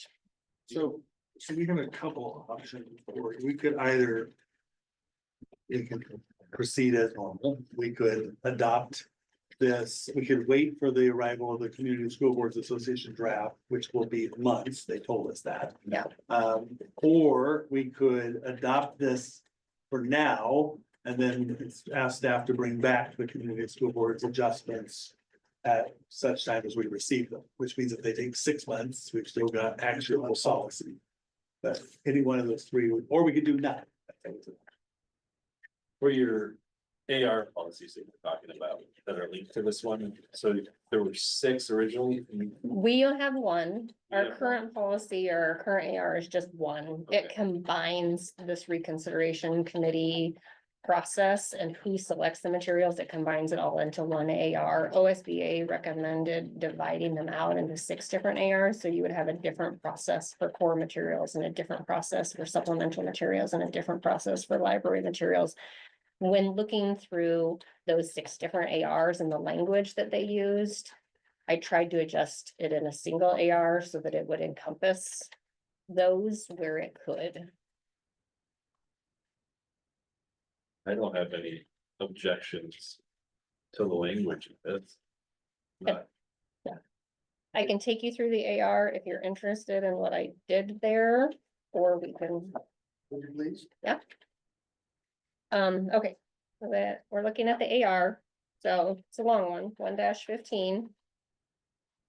The red strike through, this is a first read of this one, so the colors are at least a little bit easier to follow. The red strike through on number 2, I felt like it was redundant other than distribution. So number 1 asked for the responsibility of selection of instructional materials, and then number 2 talked about the responsibility for coordinating the distribution. I figured we could cover that all in number 1 by saying the responsibility for selection and distribution of those instructional materials. It all falls back to the superintendent, both of those things do. For an update in just kind of language, instead of media, I did library on that letter B there. Don't call our libraries media centers anymore. There was a time and space where we did refer to them as media centers, and we don't. We refer to them as libraries, so that seemed to make sense to me. On number 2 at the bottom of that first page, 1-15, the word form to be. It was just omitted. I was reading through it. So you're looking at me like, What do you mean it was omitted? It was like omitted? in our original policy, Like when you read through it, you're like, there's a word missing there. Oh, okay. Yes, Housekeeping. Yeah. Yeah. I see. Yeah. Joel, you keep looking at, are you? No, it's the next one that. Okay. Yes, I have my little note here, not to worry. Like it. I know, you don't like it, you don't have to. So on 215, so on the second page, moving up to the top, it talks about how we review materials. It is really the same as our original policy. That's why it's all in black. Other than OSBA did recommend that letter I. Joel does not like it. So I added it in there, but Joel wishes I hadn't, and he says I don't like it. Well, if you think about it, it's, you form a committee, they make a recommendation, and then it says, and the superintendent can change the committee's recommendation. Which I felt made the committee pointless. If they go to the work and go through this process, make a recommendation. And then it says the superintendent may make changes to the recommendations and shall submit a recommendation. I thought at least the superintendent should present the recommendation of the committee and then can have their own recommendation, but it seems weird to have a committee, they make a recommendation, and the superintendent can change the recommendation. Maybe you can acknowledge the Why don't we committee's just make recommendation. this easy? Why don't we add on I, the superintendent may make changes to the recommendation with explanation and shall submit a recommendation. Yeah, I just thought it was deceitful to have, to then the superintendent come and say, hey, here's the recommendation. Thanks for that. Yeah, and then, any committee member would be like, oh, you're welcome for, Now if the committee goes crazy and you recommend something, you have to at least explain why the committee was crazy. Exactly. I like that. I thought the language really took away any purpose of having it. Yeah, so. Okay. I've spoken my. He's been waiting to say that for like 4 minutes. He Thank you did, for hearing Now you're all stressed out. yes. Okay, so still on page 2-15, under number 3. I thought I struck out the language despite the fact that the individual selecting such materials were duly qualified to make the selection and follow the proper procedure. I just, Passive aggressive. yes, I thought I did. So I chose to get rid of that, thinking it just didn't feel like it had a good place in there. Where did And- that come? Was that from? It's in our original, that's in our current policy, yes. So- Very passive aggressive. I do like the way you said that, Eric, like I couldn't figure out, but, the blue right underneath that is an OSBA. It did come out of one of the ARs. The complaints alleging material constitutes protected class discrimination should be submitted through the district's discrimination complaint policy and procedure. Do we want to do that? I was trying to imagine a scenario where that would happen, but my guess is it has happened somewhere, which is why OSBA put it in there. I don't feel strongly one way or the other. It just seemed to be a big enough thing that I didn't want to make the decision wholly whether to not. Committee decision is an override. Right, that's true. And not tell you guys. See letter I above. I don't like that. And here's, Okay. let's just talk turkey. This is language directed at giving special protection to challenges to LGBTQ related materials. Because they would rather run them through the anti-discrimination policy than just have a flat out robust debate. In this community, if you're gonna be a bigot, you need to come to the table and just say that. And you need to run it through the regular process. I don't know why you give it a special process. I mean, we can have those talks. You say, I disagree. Doesn't this direct it to the regular processes, or is this? No, something it sends it off special? to the discrimination complaint policy. I think versus just. Oh, versus the Yeah, KLAR. I mean, if that's your reason, well, you don't like it because it particularly depicts a certain group, fine, you can say that out loud. We can argue about it.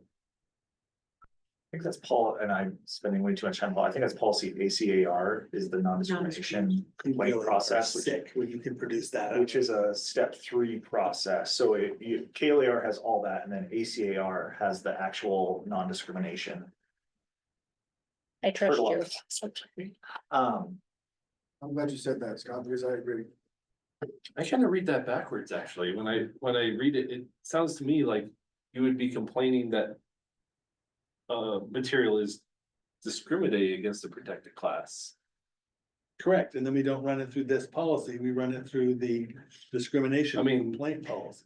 I'm fine with scratching, running it through a special policy, but So what I'm hearing you say is that you want people to ask for a reconsideration for the material that they're looking through the reconsideration process, so that they can then fill out the paperwork, say why they don't like it, propose something different. The committee made up the librarian, a teacher, a parent, potentially a student, if you like that piece, comes together and We're has. not gonna elevate the complaints Okay. because of that to a whole new process. Okay. And get them out of the community review process as opposed to putting it through the board process. That's what I would propose.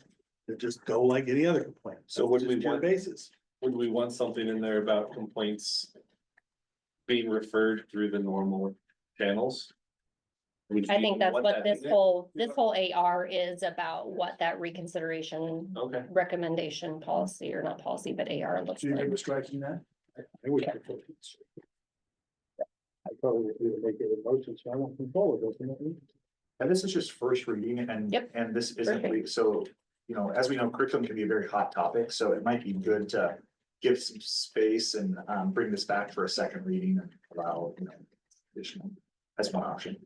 You're saying that we're only on page 2 of 15. Yeah. Again, like I said, I've been kind of itching to fix up some of the language in this AR for a little while, since I've spent a lot of time on the IIA and AR over the last couple of years. I feel like, right below the one that we just struck out, just including in writing, instead of providing a written complaint, the district or official staff member initially receiving the complaint shall explain to the complainant the district selection procedure. So whoever you complain to about the material, like, I don't feel that the person who you complain to should have to be like, well, let me talk you through about how we decided on this material. Just like, let the reconsideration process take care of that, So you were trying to take the burden of defending it away from like a teacher. frontline teacher. Right. Like, in terms of the process, like, let me talk you through how our district goes through, and that doesn't feel like I recognize you have a complaint, and it could be valid complaint. It also felt passive aggressive, like. And then they keep talking about complaint. And I wanted to say, receiving the initial written concern shall advise the principal of the initial contact, whether or not the concerned individual has apparently been satisfied by their consultation. So that to me is just some language. Instead of complaint, we talk about concern, because we're not at a complaint process, we're at a reconsideration process. I don't know how everybody else feels about that, but. Okay, You're gonna say that the teachers or staff have to, within 24 hours, notify the principal, but then the principal has to send it to the superintendents with that kind of more vague timeframe, just probably. yeah, I didn't love promptly, but that was actually out of the OSBA language, so I just kept that. But I'm happy to, but like, It's usually within about 5 minutes. Yeah, so, I had a question about the word promptly too, so. Okay, I just have a, maybe this is totally left field, but why, so say as a parent, I have a complaint or concern about a book, like why is the onus not on me to go and fill out the form versus I go and tell the teacher and the teacher tells the principal, and it's like we've now involved 4 people in this process versus I just had a concern. me taking this up through whatever proper channel. That was the same question I had. I was wondering why we didn't have something in here saying, the teacher or staff is responsible for directing them to the complaint process rather than that chain. because typically is, you know, and we've done a lot of curriculum stuff over the last few years of. Typically, if a parent has an issue for whatever reason with a resource, usually they work with the teacher like, hey, I don't want my kid reading this particular book or whatever, and they just come up with an alternative assignment and go through that.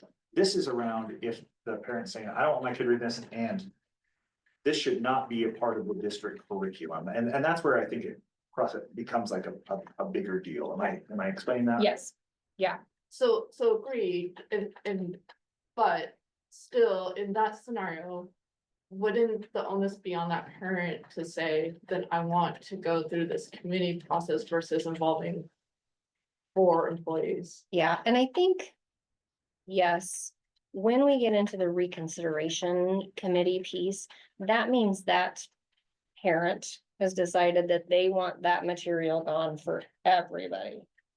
So we come to a conclusion around like, how serious do you not like this for your kid? Do you not like this for all kids? But does it really say that? I mean, if you look under 3. Okay. On 215, it says that your first step is to express an objection in writing. Yep. Which I'm not sure why that's important to be writing. And then we proceed to a discussion about modifying the assignment or alternative assignment. Well, that refers to an individual, not the class necessarily. Okay, yeah, So I'm not, that follows all the way through. okay, And I think subject, and then at number 4 in this policy, then it moves to the request for reconsideration. Yes. And that's where it shifts from an Yeah. individual student to, then we move from 3 to 4, where then it's, okay, we are a request for reconsideration, So following Kelsey and Eric's lead, I think we want to maybe redraft that to say the first thing you do is go talk to the teacher and see if it works out out. If that can happen, then you can formalize your complaint in writing. And then a process will be had probably at the building level to see if there's a resolution. And then you can move on to reconsideration, or if it's a request for reconsideration for an entire class of materials, Yeah. then you can advance to step 3. okay, Because, and I think we should, Right, exactly. It's the same idea. Same.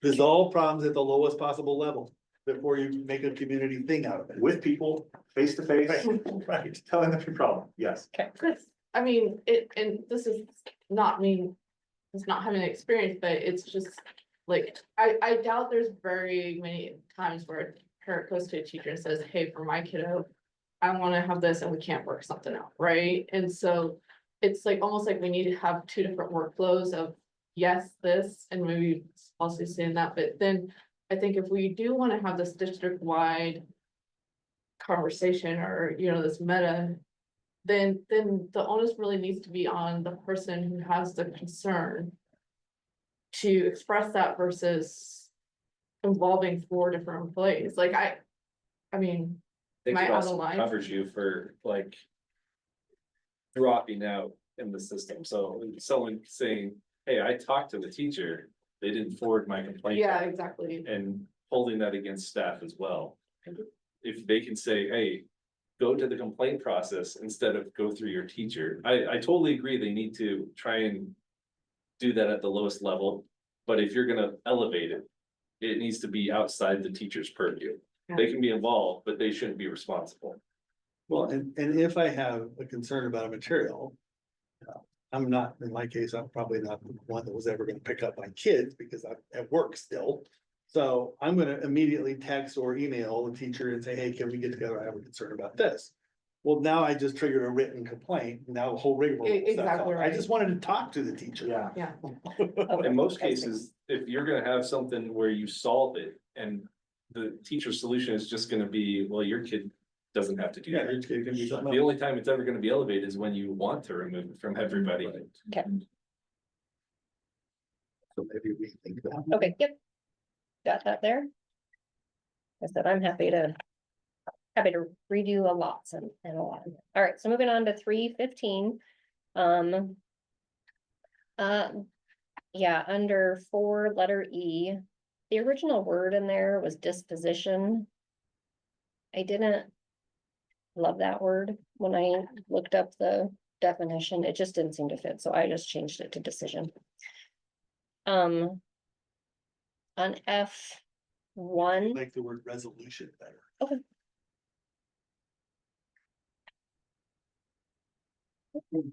Even better. Because like, I'm thinking back to one we did, when we said, well, material's not removable, but we do think it's in the wrong grade. We need to conform to the publisher's recommended grade level, which was 2 grades up. So, yeah, that was the resolution. That's what you did. Well, but, okay. Right. F1, I did pull this out of the OSBA recommended. They recommended having a 9 reconsideration committee member because they included a student appointed by the superintendent. I didn't know how we felt about that, but I personally like having a student be part of that reconsideration committee. But Of that age group that you're referring to? Yeah, so that is a good point. So if it's There's some a younger third grader, kid. we got a kid sitting there at the table, Third grader, drinking yeah, coffee maybe and- But it's not, I mean, you wouldn't necessarily have to, that age group, having high school students sit and observe the process is tremendously valuable. for them. Yeah. And I think the OSBA even said a student appointed by the superintendent out of it was really specific, out of leadership or out of student government or something like that. I left that part out because I thought, there are some, There is a math problem with that. We've got a 9-member committee, but if you add all those up, including the facilitator. are they we have still 10. just 8? Well, So I would. facilitators. Oh, there's 10. Oh, yeah, It's and not voting. So I would just remove that as a member of the committee, just get rid of the F and make it a sentence. Okay, 10-1. made up of 9 members. Right. The 9 is A through E, and then you Yeah. have a non-voting facilitator may be will be appointed by the superintendent.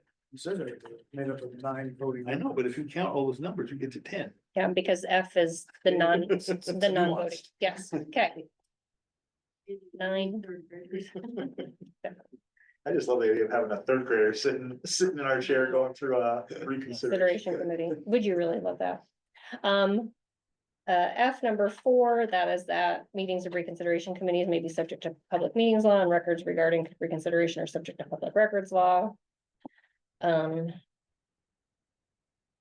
on down, oral or written Wait a minute, testimony. why does it say may? Why doesn't it say are? Mm. And the committee advising the board Yeah. is an R. Okay.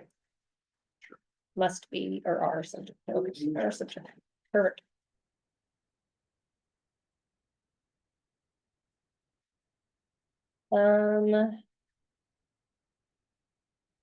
So the complainant in the original one, it just said give complainant or group spokesman as well as the teacher or librarian an opportunity for reasonable conversation and elaboration on the request form. I just changed that to oral written testimony. So they can either come in person to talk about it, or they can provide a statement about why they want it. You can strike that word for between that. Yep. And then assign each committee member to read material entirely. If we're talking about material that could be a video or those kinds of things, I just said review instead of read. Because we are trying to encompass more than just text materials. At the bottom of that one, retain with appropriate restriction, including grade level and or subject level.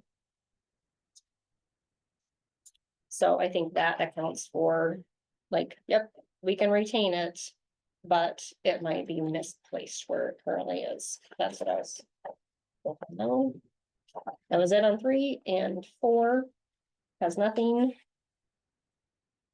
5-15, this is the actual form or one of the actual forms that this is one for teachers or building staff to use if they're requesting supplementary curriculum. So we currently have this in our policy, currently use this in our policy. The piece that I really wanted out was crossed out all these different websites because websites come and go. Many of these still exist, but not all of them don't exist in the same way. I think that was the top list websites from 2013. Yes. So as you can imagine, the websites might not be the best as Something better. Yeah, and so that's why I added the language in the above paragraph that said, answer specific questions using their own knowledge as well as reputable outside sources. So you do need to use an outside source to get some more information. This form also never had a place for you to put your name or the names of people requesting this material, so I added that. And it also didn't have the grade level or course question on there, which I felt was really important. Again, to make sure this can be used for not just text material, but other materials. Have you read the entire book or previewed the entire material?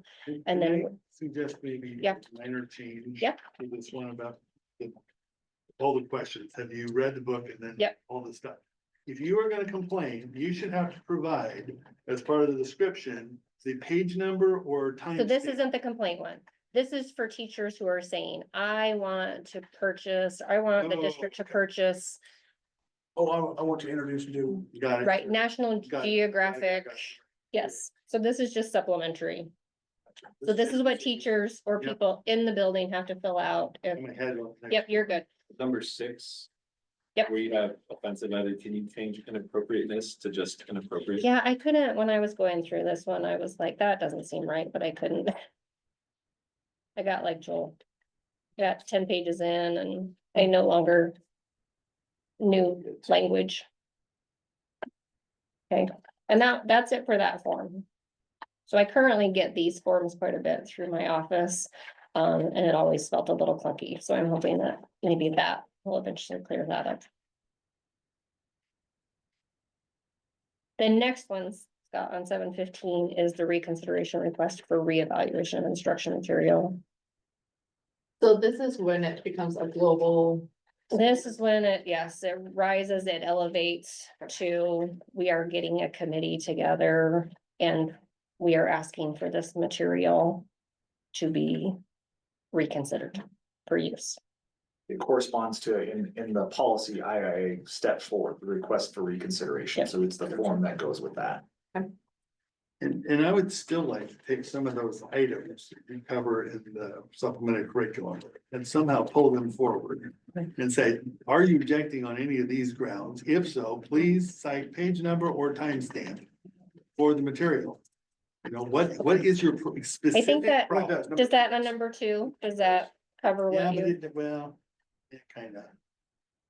I mean, I've seen these before, and they aren't very helpful. No. They're very ideological in their statement without a lot of specifics. And if you're gonna have a specific problem, I wanna know what your specific problem is. Okay. What is the material you object to? Okay. That makes it bad. I don't know what else you could do there, but this language alone in the existing form is not getting us there. Okay, It's getting us preaching instead instead of of back and say, items. Right. What if you Detail, added an please. additional, instead of having the parentheses there? Yeah. Have the question, to what material do you object, and then add the number 3 below that. Please reference in the materials exactly where it occurs. Exact page number, Okay. illustration, or timestamp. Getting specific is very, very important on these. Yeah. Because when it's general, we don't like this curriculum. I don't We like this genre. book. It's hard for us to drill down what specifically you're talking about. So specificity is so important on these. For us to deal with it accordingly. Or, I hate this material because I read about it on a website. Well, I actually never looked at it, but I hate it because some websites are actually, Yeah. my neighbor told me I should. yeah, that's not helpful. How do you fix that? And then this is really the form where instead of having 6 ARs, I tried to make this form so that it could encompass whether or not you were asking about core curriculum, supplemental, library, or classroom material. And that it encompassed the several different types of material. So that's kind of those changes at the top. I do really like your number 7. What material do you recommend its place? Yeah, I with the kind of want you lowercase to n. flesh that out a little more though. Okay. And tell me why it is better. There is a crossed out question number 10 on the backside, Eric, that I crossed out. See if you like that one.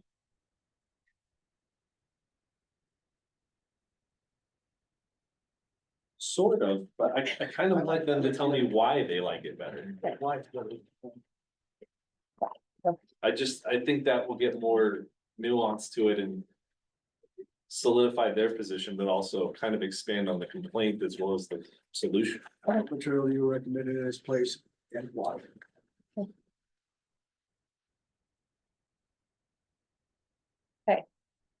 So in that step 4, this has to get filled out for the reconsideration. So this is where a parent or a caregiver or whatever would start with that.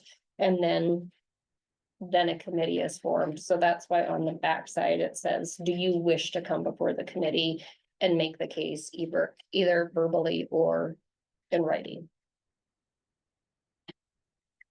And then I didn't really love the, if yes, please call the principal's office at, I don't know, like, once we get the paperwork, if they want to, then we should call and say, here's when the committee's meeting, would you please come and, Yeah, you could almost just scratch that. Yeah. Just have a yes or no. I have some hesitation about a written one because this in my mind requires dialogue. And so if somebody fills out this form and it sounds like it's not always done in the best way, or is incomplete, or somebody has questions, right? This is gonna require the ability to have second, third level questions. I don't see how that's possible if it's somebody just submits a written request. To me, it's like, hey, we should be able to come together in some kind of format and have a conversation about it. I guess that's kind of redundant anyways, too. If it's a written testimony and you're submitting a written complaint, kind of is your written testimony there. okay, So if my preference would be that you're willing to engage in a dialogue around this. Is that where that, what would you replace it with and why? And that's where that question would come up. Yeah, well, and it's just like, if I submitted this form and you're trying to make a decision based on what I wrote down. If you have any follow-up questions for me, like how are we supposed to really make a true informed? Recommendation if you're just looking at something I wrote down, right, as a parent, right? I agree. So instead of do you wish to provide, like, the review committee will reach out to you at the day that Yeah, we are reviewing this material or something like that. And then if you opt to no show. Yeah, but you're invited. We would love to have you so that we can have a but conversation. I mean, I'd be curious what everybody thinks, but it's like, do we really want to review complaints that are only written? I wouldn't want to take away from that avenue for people. I don't think, I think there's lots of reasons why they may not want to appear. I see where you're going, where you're gonna get flooded with a bunch of written complaints. Well, it's not even about that. To me, it's not about being flooded. It's about ability to actually have a conversation to understand what the heart of the complaint is. And to come away with a productive conversation. So it's not this like he said, she said, or, it's easy to assume something based on something somebody writes and to not be able to like ask to say like, do I really understand the heart of what you're trying to say? It's Probably a few years ago, I was involved in one of these reconsideration days, and the people did come and present, and it was very important, to lots of dialogue of, hey, here's what we don't like about this, here's why. Maybe ask questions, so having them in person, I can't imagine not having them in person, just because the reconsideration committee had a lot of questions. Yeah. So You almost make it mandatory because you're not gonna get a solid solution otherwise. it'd be hard to solve a problem if you couldn't ask follow-up questions and that sort of thing. So the one that I've been a part of, it was very important. I didn't know it was even an option, but it was very important that the people were there to say, hey, here's what we don't like and here's why, and I would imagine if they cared about it a lot, they would show up, but I also don't know if I'd want to remove the ability just to submit something written, say, hey, please reconsider this. This is very important to me, but I really don't want to show it in front of public or something. I don't know. So what if we did this? What if after 9, we have the what would you like to score about this material? We added another question that said, are you willing to engage in a constructive dialogue with staff in an attempt to resolve your concern informally? Parentheses, your complaint will not move forward until this conversation has occurred. And then put some policy language on forward that we require you to have an informal conversation before you can make a public production out of this. Well, they have that for number 1 Yeah. too. Did you discuss your concerns with the teacher or So I staff? could say, if no, don't. I mean, we can Well, strengthen that and say, you gotta Yeah. come in and talk to us before, Yeah. cause some people like using the complaint process to elevate whatever their public, um, electoral politics are. That's not the appropriate use of the complaint process. I see or the where you're reconsideration going, yeah. process. So you gotta at least sit down and try. And honestly, like my heart is not even around that, it's like, hey, like. It's about having a spirit of reconciliation and being able to really truly understand each other, and I think. Like that requires both parties coming to the table, and it is, number one, having the dialogue with the frontline teacher, and then secondly, if you're asking a school district to take curriculum out of every student's hands, that's a really big deal. And I'm not saying it's a right or wrong decision, but we need to give that the proper amount of weight. And I would just say, personally, I would have issues with making that type of decision without some dialogue. It feels like a reasonable step before we make a significant educational decision. I would say that we had an election in May of 2023 around that exact issue, and we spent the last 2 years talking about it, and there wasn't much desire for reconciliation. But I like the idea. 2025, Scott. I'm all for inviting people in to have the talk, just saying that, But that may not always result in. I know what you're getting at, where you want to have the person there so you can do the back and forth. You almost want to put some language in there saying, like, it's highly recommended to come in so that you can have that discussion. Because otherwise, I mean, look at our other complaints that come in where they're just written and we read them. And we're the only ones talking. We're not talking to the complainant, right?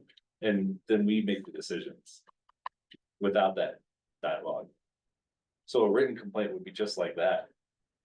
And yeah, well, we have differences of opinions up here, but kind of want from the source too. I don't want to say absolutely not to all written complaints either, because I do think that's kind of an avenue that we should leave open. So being a first reading, we could kind of take this back, come up with some proposed language and bring back a second reading, that kind of tries to capture some of these ideas and then kind of back that around further with the board. We're not adopting this tonight, but there's too many. you had your. There's too many. Craft that motion. But we do need some kind of language stressing the importance of personal testimony, because that is key to it. All right. And I really want to just double down on, I bring this up not out of like political platforms or he said, she said of like, hey, like, let's turn over a new leaf and really try to understand each other. And if somebody has an issue with curriculum, I want to know. And so the big thing that we're hearing from our community is transparency and so this is really from my heart, like a vote towards transparency and so I just get off my platform. I'm wondering if maybe some of that just comes in a little paragraph at the top around what we would really, or this, in the spirit of this reconsideration request form and in the spirit of asking for reconsideration, what we hoped that this process ends up like. Yeah. Okay. All right, moving on, we just have a couple more of these pages, and again, these are kind of worksheets. I do, and the whole big thing, I do want to move the textbook evaluation form to the last form because it's funky where it's at, because then the reconsideration committee responses come at that. I did have some thoughts about the textbook evaluation form, but Joel convinced me to just leave it in as it is.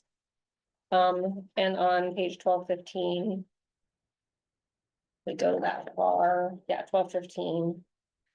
Recommendation for adoption. It was interesting that it said circle, but it had all those boxes in front of it.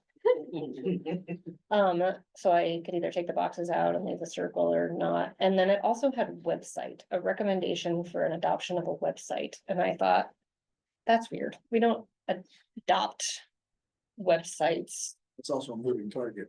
Right, so I just wanted to get rid of that.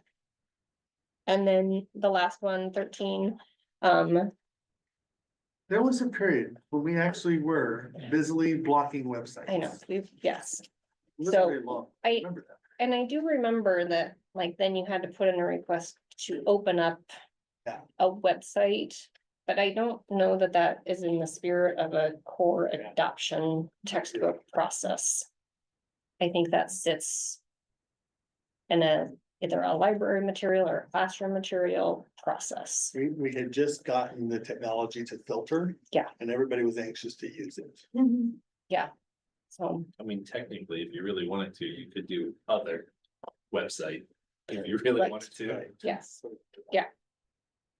13-15, then I think it's misplaced. I think it needs to come before the sheet that's in front of it, but this is the reconsideration committee responses. And the reason why I changed this is because this is designed for the committee to fill out as they're going through the conversation and as they're reviewing the complaint or the concern. And the questions didn't make it sound like it was the committee filling out the question. So it says, to what in the material do you object? And the committee is not the one objecting. They are talking about, reading about, reviewing what was objectionable. So that is the only reason for those changes. Is there a way to the question in there, and I don't know exactly what it looks like, but something along the lines of, is there a way to use the material while avoiding the objectionable material? Like when we did with Wit and Wisdom, there were some objectionable books, so we just removed those books from the curriculum and Yeah. moved on with the secondary part of it. Yeah, and I'm wondering if in the supplemental material policy or in the supplemental there's a teach without restriction or teach with restriction, so it could be a consider using with restriction. Is that Yeah, I was just looking for somewhere for the committee to be. with or without restriction? Okay, We could have imposition of restriction resolve the concern. okay.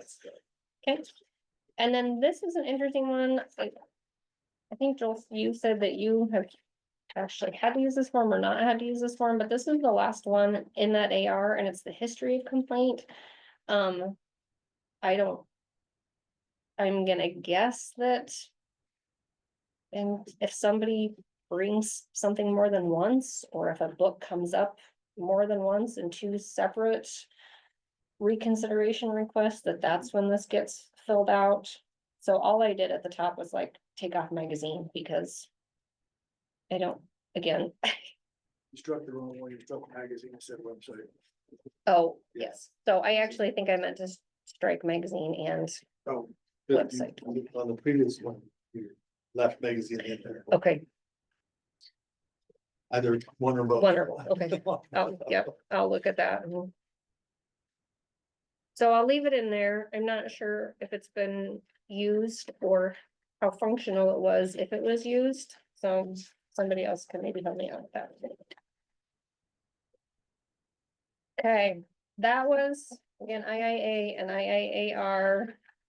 We'll obviously have some changes to this, but we can decide if we want to make more changes to this based on what the community school boards will recommend, or whether we want to bring it back sooner than that, have something, and then when their recommendations are complete, that we bring those back again. More successful than last time. So where do you guys want to be with that? See another draft of it before community school boards weighs in, or? Yeah, I think I'd want to see before they weigh in, just to see it's what, gonna be a while before then you get to it. yeah. And then we gave a lot of feedback just in this session, so. So let's keep moving forward, bring it back to Okay. the next policy work session or whatever we're considering policies. And then we'll eventually incorporate review their recommendations, maybe not incorporate them. And once they get here. Yeah, the only legal aspects that I think we do need the district does need to do is, if we do have a reconsideration request, we need to follow public meetings laws, and we will, In the meantime, Do that again. yeah, And- so. IIA, I didn't hear any adjustments right off the bat. So just not the AR, but going through the whole IIA. Let's We'll just bring it all let's back. do it all back. Okay, perfect. I love Okay, it. this quick process question, we've still got IKF to Yep. go through as well as KLAR. Do you want to take a 5-minute break? Please. We'll take a recess. Okay.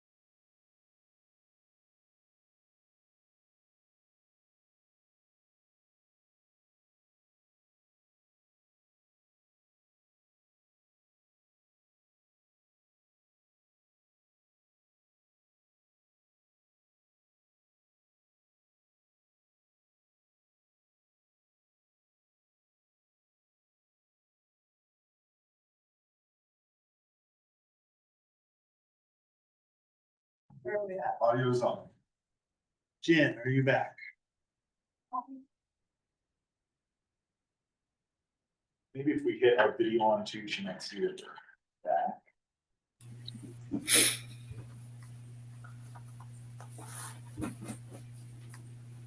We're gonna do KLAR, because it's the more urgent one and we can get to resolution. Fine. So KLAR is the public complaint procedure form.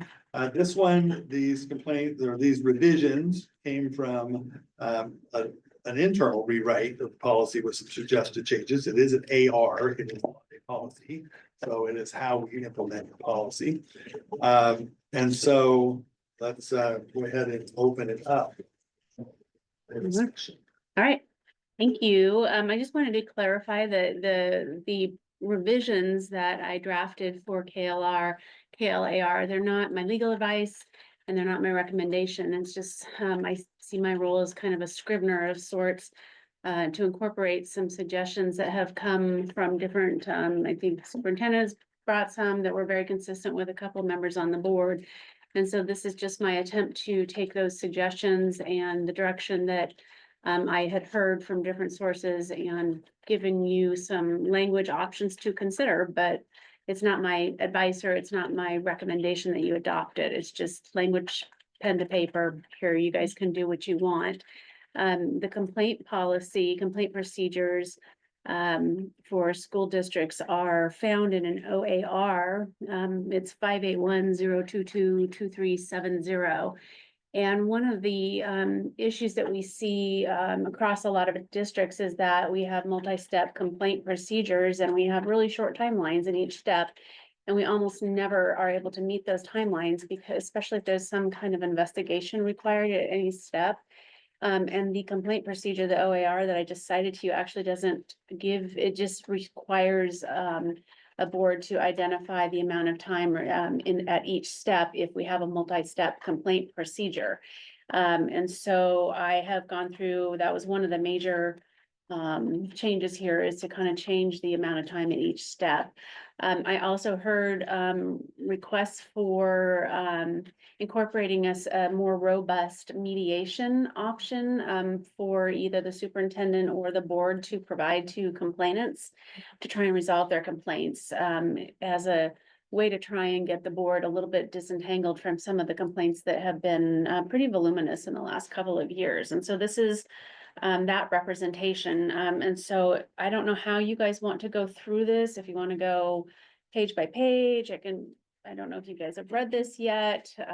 It's mostly self-explanatory, but I'll just take your guidance and tell me how you want me to go through this. You could just march down your Yeah. changes. All right. So in the first page, nothing is different on the first page under this list 1 through 8, where there are other complaint procedures that exist for certain types of complaints.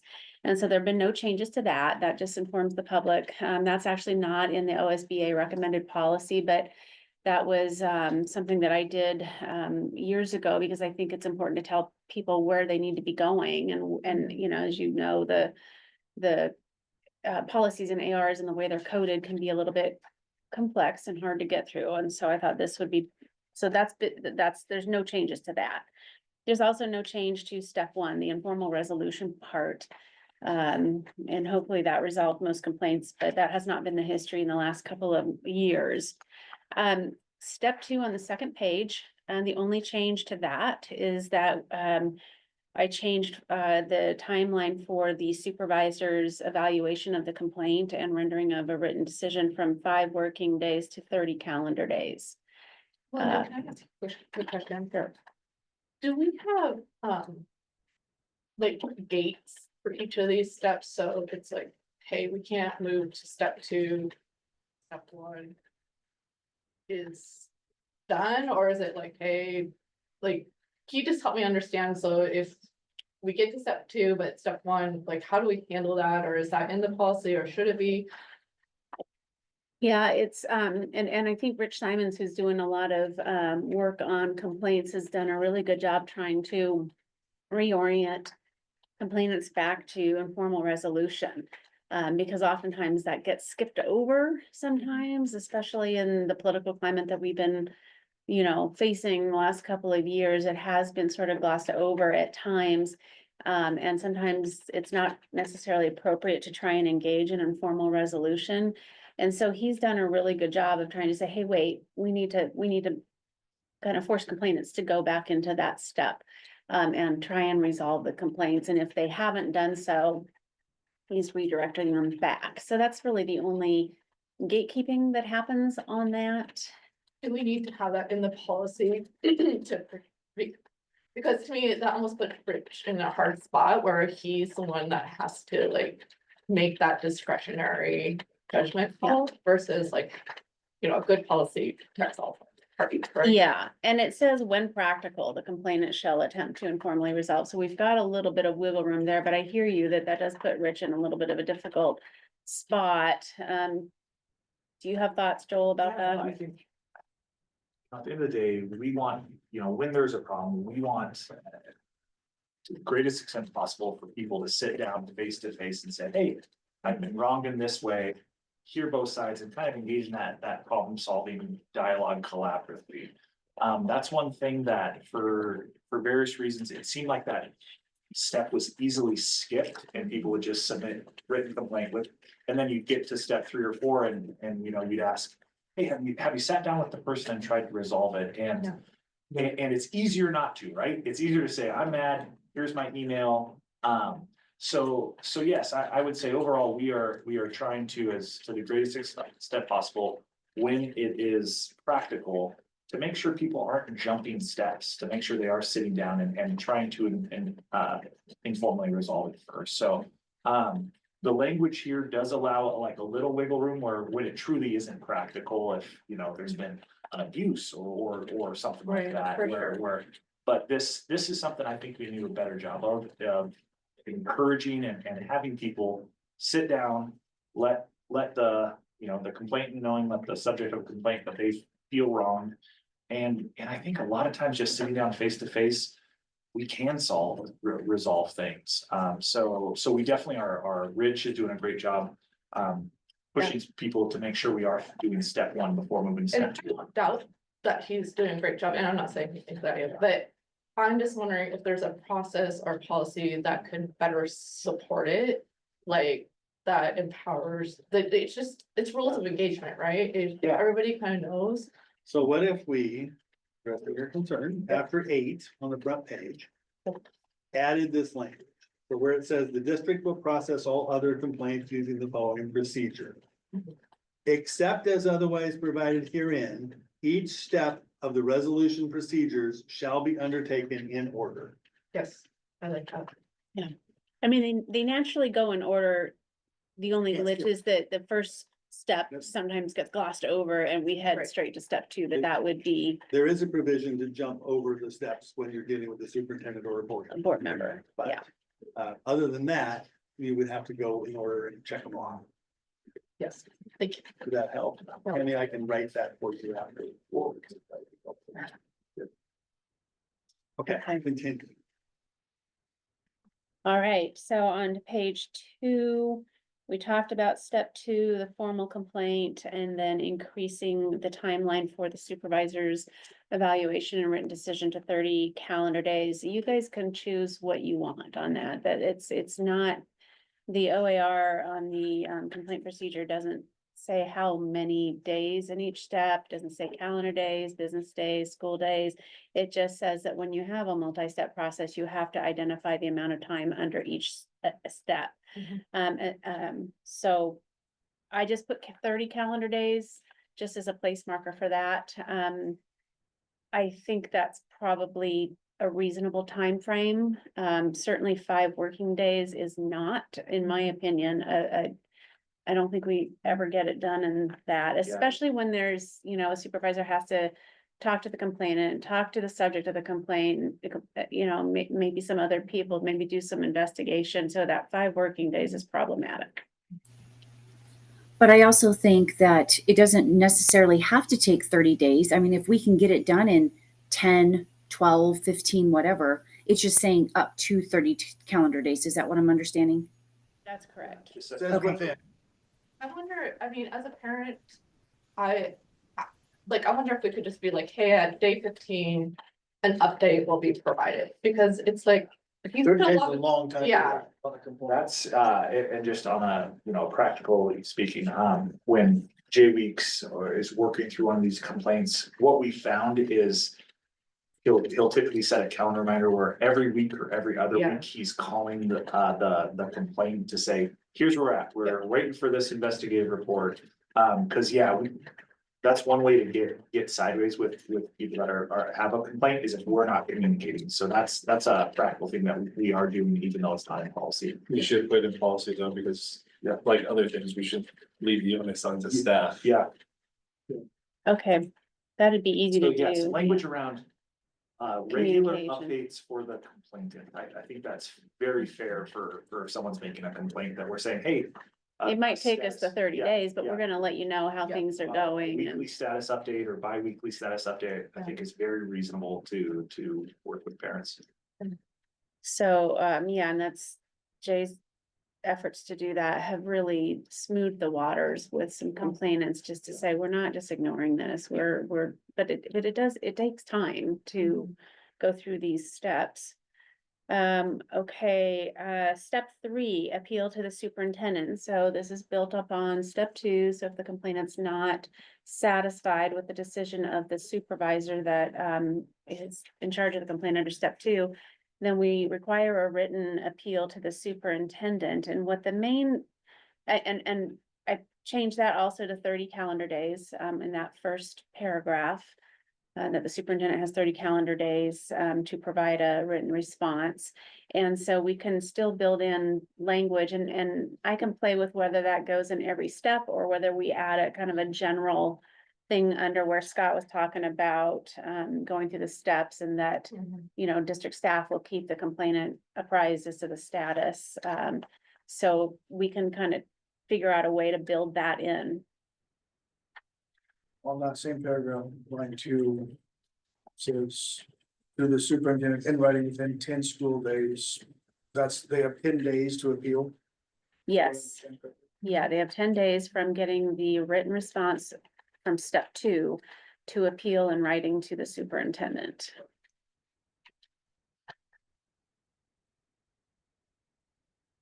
Just some language in step 3, I guess, the first blue paragraph where it says, if the complainant is unsatisfied, he or she may request, we just change that to the complaint to make it consistent with other policies. Yep, We're gonna do that.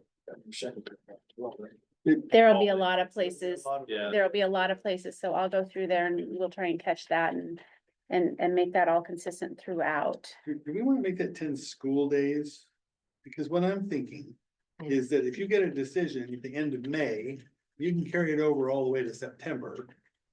If your timeline's right. And do you count a day when we're in summer school as a school day or not? Yeah, and that's a perennial So problem. maybe in a lot that of should be a districts. calendar. Maybe, I think maybe calendar days. if you wanna make it longer because of vacations, call it 15 Yeah. calendar days. I think because we're extending the investigation days, Yeah. let's extend the days for families that are, if someone has a complaint, so 15 calendar days. I think that's a good point with summer school or. Do you want to do the same thing under step 2 then? Because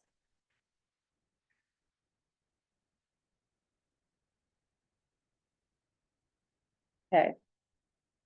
So that first blue paragraph is really my attempt to put pen to paper on the desire of board members and staff, administrative staff, to try and build in a mediation option. I had started out referring to mediation, but I changed it to dispute resolution process.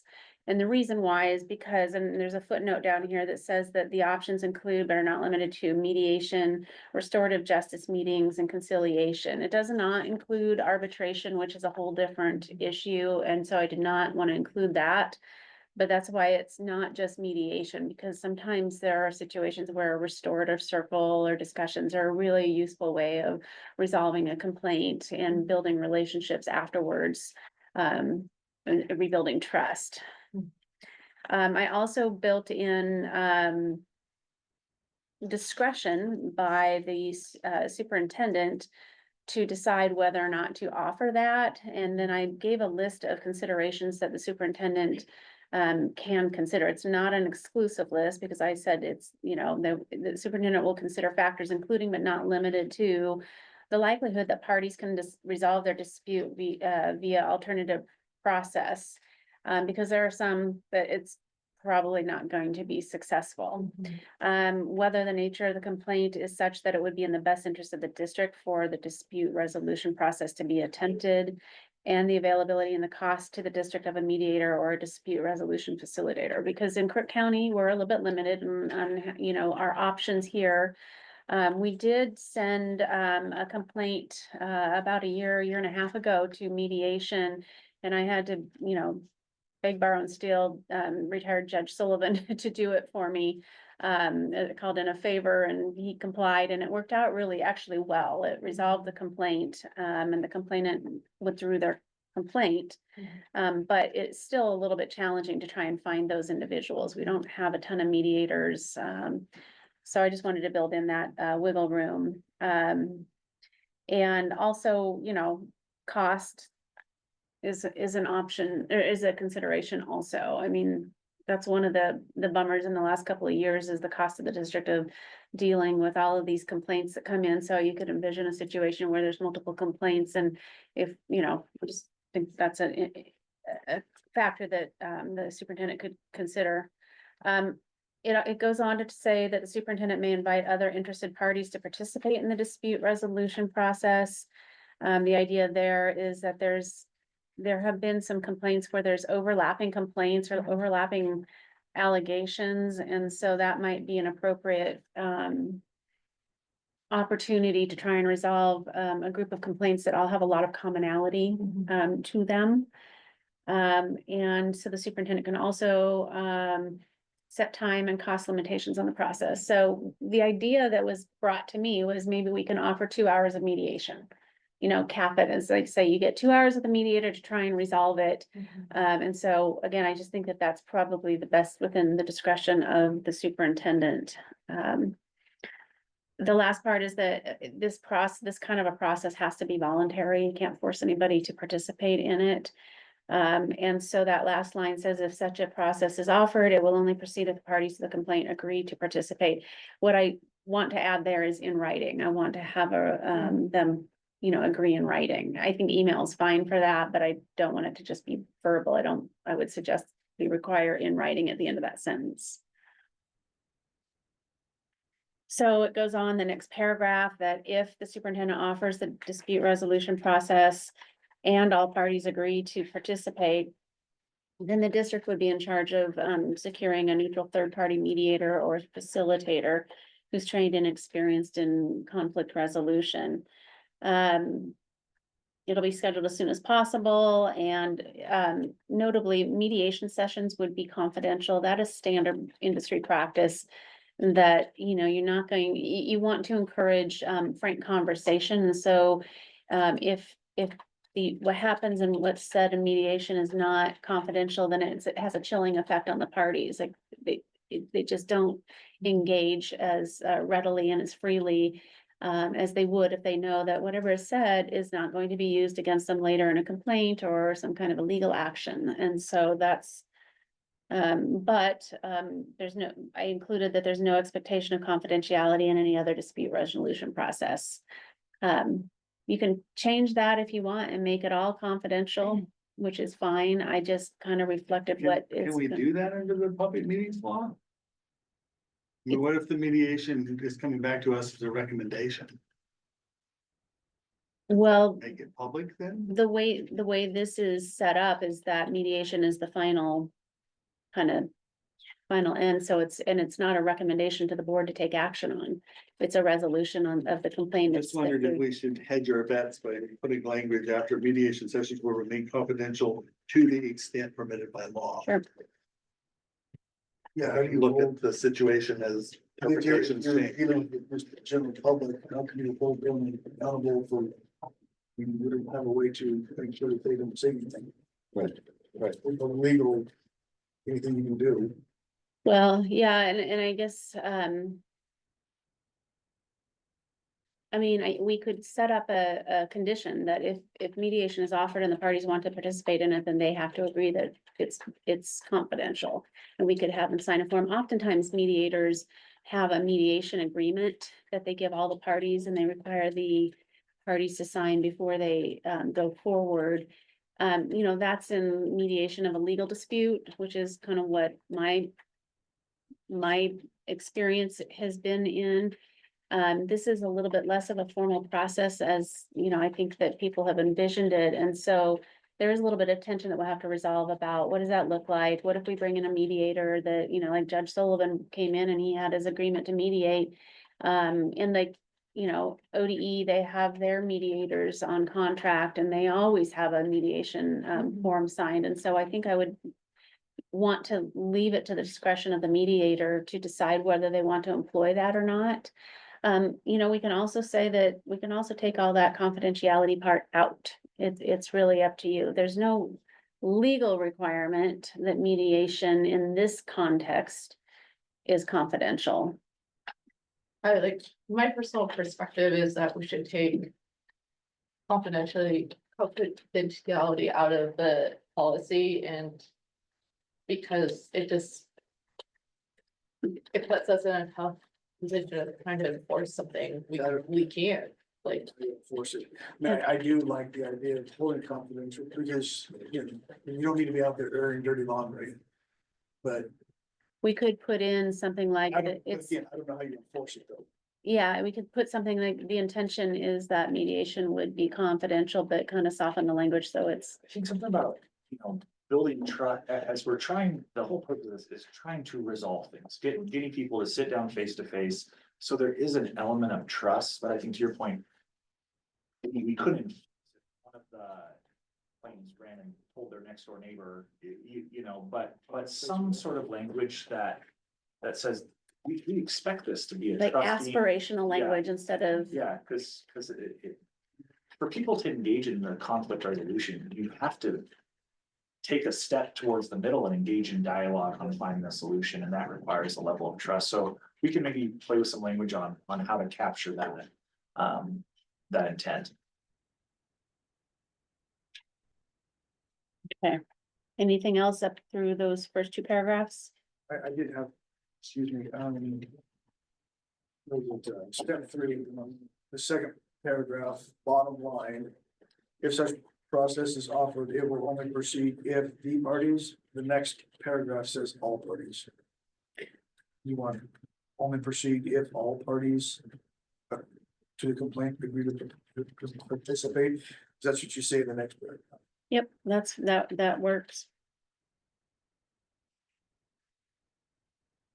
That was kind of a reference to the first part of that sentence or the line of sentence above that the superintendent may invite other interested parties to participate in the dispute resolution process. Because as we've seen, some of these complaints just kind of grow and involve other people and people are impacted. And so I wanted the superintendent to have the discretion to say, hey, wait a minute. Well, maybe you don't put it in there then, because if you've got a handful of people that are all complaining, but one person's like, I don't want part of that, and all of a sudden, not all parties are engaged, now you can't have it. Yeah. So maybe that is not appropriate. So how, I don't know, but if you have, again, if you have, like you just said, if you have a group of people and one of them doesn't want to participate, that eliminates your all parties because one of them is not participating. technically, the word parties would refer to the complainant and the subject of the complaint. So maybe two people may, I mean, it could be more. But my thought was that the interested parties are not, maybe that's the problem, as I say interested parties. And we're not talking about a party to the complaint, we're talking about other interested people. So maybe that interested persons or, I don't know, would that resolve your concern, the concern? I think so, yeah. Okay, Yes, if you're talking one side of the table, other side of the table versus 8 people sitting over here, one person sitting over here, and one of them doesn't want to. then we're off the, yeah, But yeah. That side of the table still wants to talk to this side too. Yeah, and I think that this language gives the superintendent enough discretion to say that if it's not a true party to the complaint, they're invited to participate, but they don't have to, and that's not going to derail the whole process. Yeah, that defeats everything you're trying to do. Anything else before we move on to the next part? Okay, so the next one is that the mediator or facilitator shall decide whether any formal agreement resolving the complaint is appropriate for the situation. Scott, did you have any thoughts on that one? I know you would toy with an idea. The only thing I was saying there, and I said I'd drop it, was that the mediator doesn't technically decide, they just facilitate agreement among the parties. So I was trying to find some other language that would work. Because it's an arbitration, they would decide, but we're not arbitrating, we're mediating. Yeah, it's a real discrete decision though, as to whether or not the parties in the district would benefit from having some kind of a written Right. resolution, so it doesn't trouble me as much. I had agreed to drop the question before the meeting, so. Yeah, I just wanted to give you guys a chance to weigh in. Could you, But some words that if you got any ideas. song mediator, facilitator shall report to the superintendent. Whether, does that even matter? How about the mediator facilitator shall facilitate resolution of whether any formal agreement resolving the complaint is appropriate. So re-say that again. Shall facilitate resolution of. Instead of decide.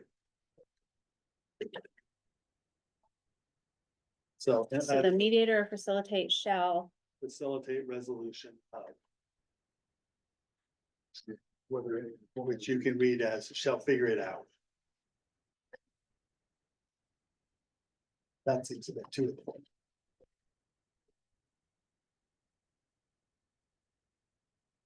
shall facilitate resolution of the complaint, period.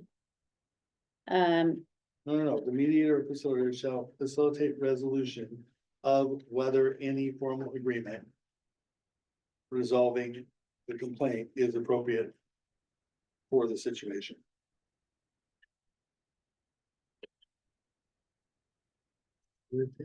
Resolution.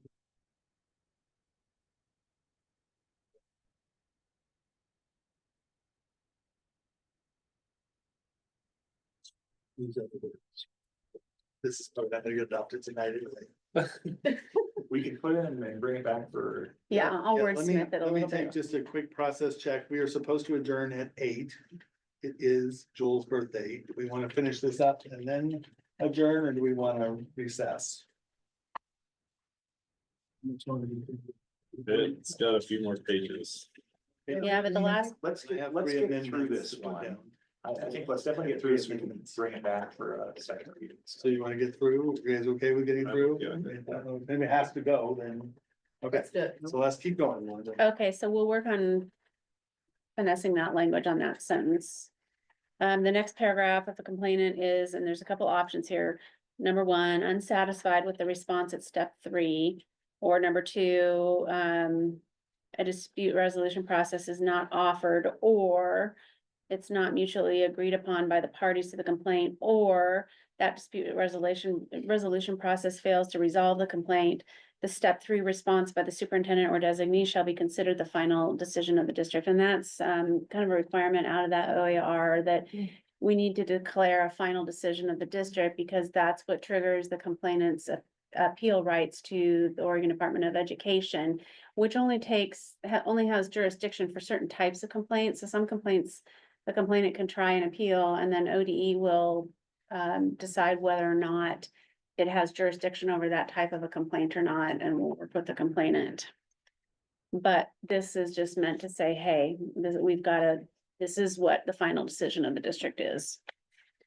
Next page, I took out step 4 because I heard from several individuals, like we've got to try and reduce how many complaints continue to come to the board and consume your time, and at the expense of other district business. And so I took out step 4 because step 3 will be the final decision unless there's a complaint that comes in against a board member or the superintendent, because obviously the superintendent's not gonna hear a complaint about himself or herself, nor is one of their underlings gonna do that. And so it's not referred to as step 4, but there's still a process for those complaints to come to you. And so complaints about the superintendent or a board member go to the board chair, who will present the complaint to the rest of the board at its next regularly scheduled meeting. And then I added in the sentence that the board chair retains the discretion to schedule a special meeting or executive session of the board to present the complaint. Kind of depends on what the nature of the complaint is and what the timelines are. You know, sometimes we'll get a complaint the day after a board meeting, and then you gotta wait for another 30 days to bring it to the board. Sometimes it just doesn't work out super well, and so I just wanted to give the board chair some discretion to take it up in a different type of a meeting. After considering the circumstances of the complaint, the board, and this is similar to what step 4 used to be, the board may decide, number 1, that no further action is warranted. Or number 2, refer the complaint to a third-party investigator. Or number 3, to hear the complaint at a future board meeting. Or number 4, to offer a dispute resolution process if all parties to the complaint agree in writing to participate in such a process. Now that just mimics step 3, but these are complaints that are before the board. And so we wanted to give you guys that option as well. It goes on that if the board decides to hear the complaint at a future board meeting, then there's kind of a hearing type. Oh, and there's a footnote that, thanks to Mr. Alderman, that I made sure to put in here, that a hearing may be an open session or executive session, depending on the nature of the complaint, but if the complaint is against a district employee, then the appropriate notice will go to the employee under the law. I didn't expand on what that was, but I think we all know at this point what kind of notice that we need to provide. And I can expand on that if you'd like to clarify that. So those are the options that the board has. And then if the board does decide to hear the complaint at a future board meeting, and some boards do this, they hold hearings.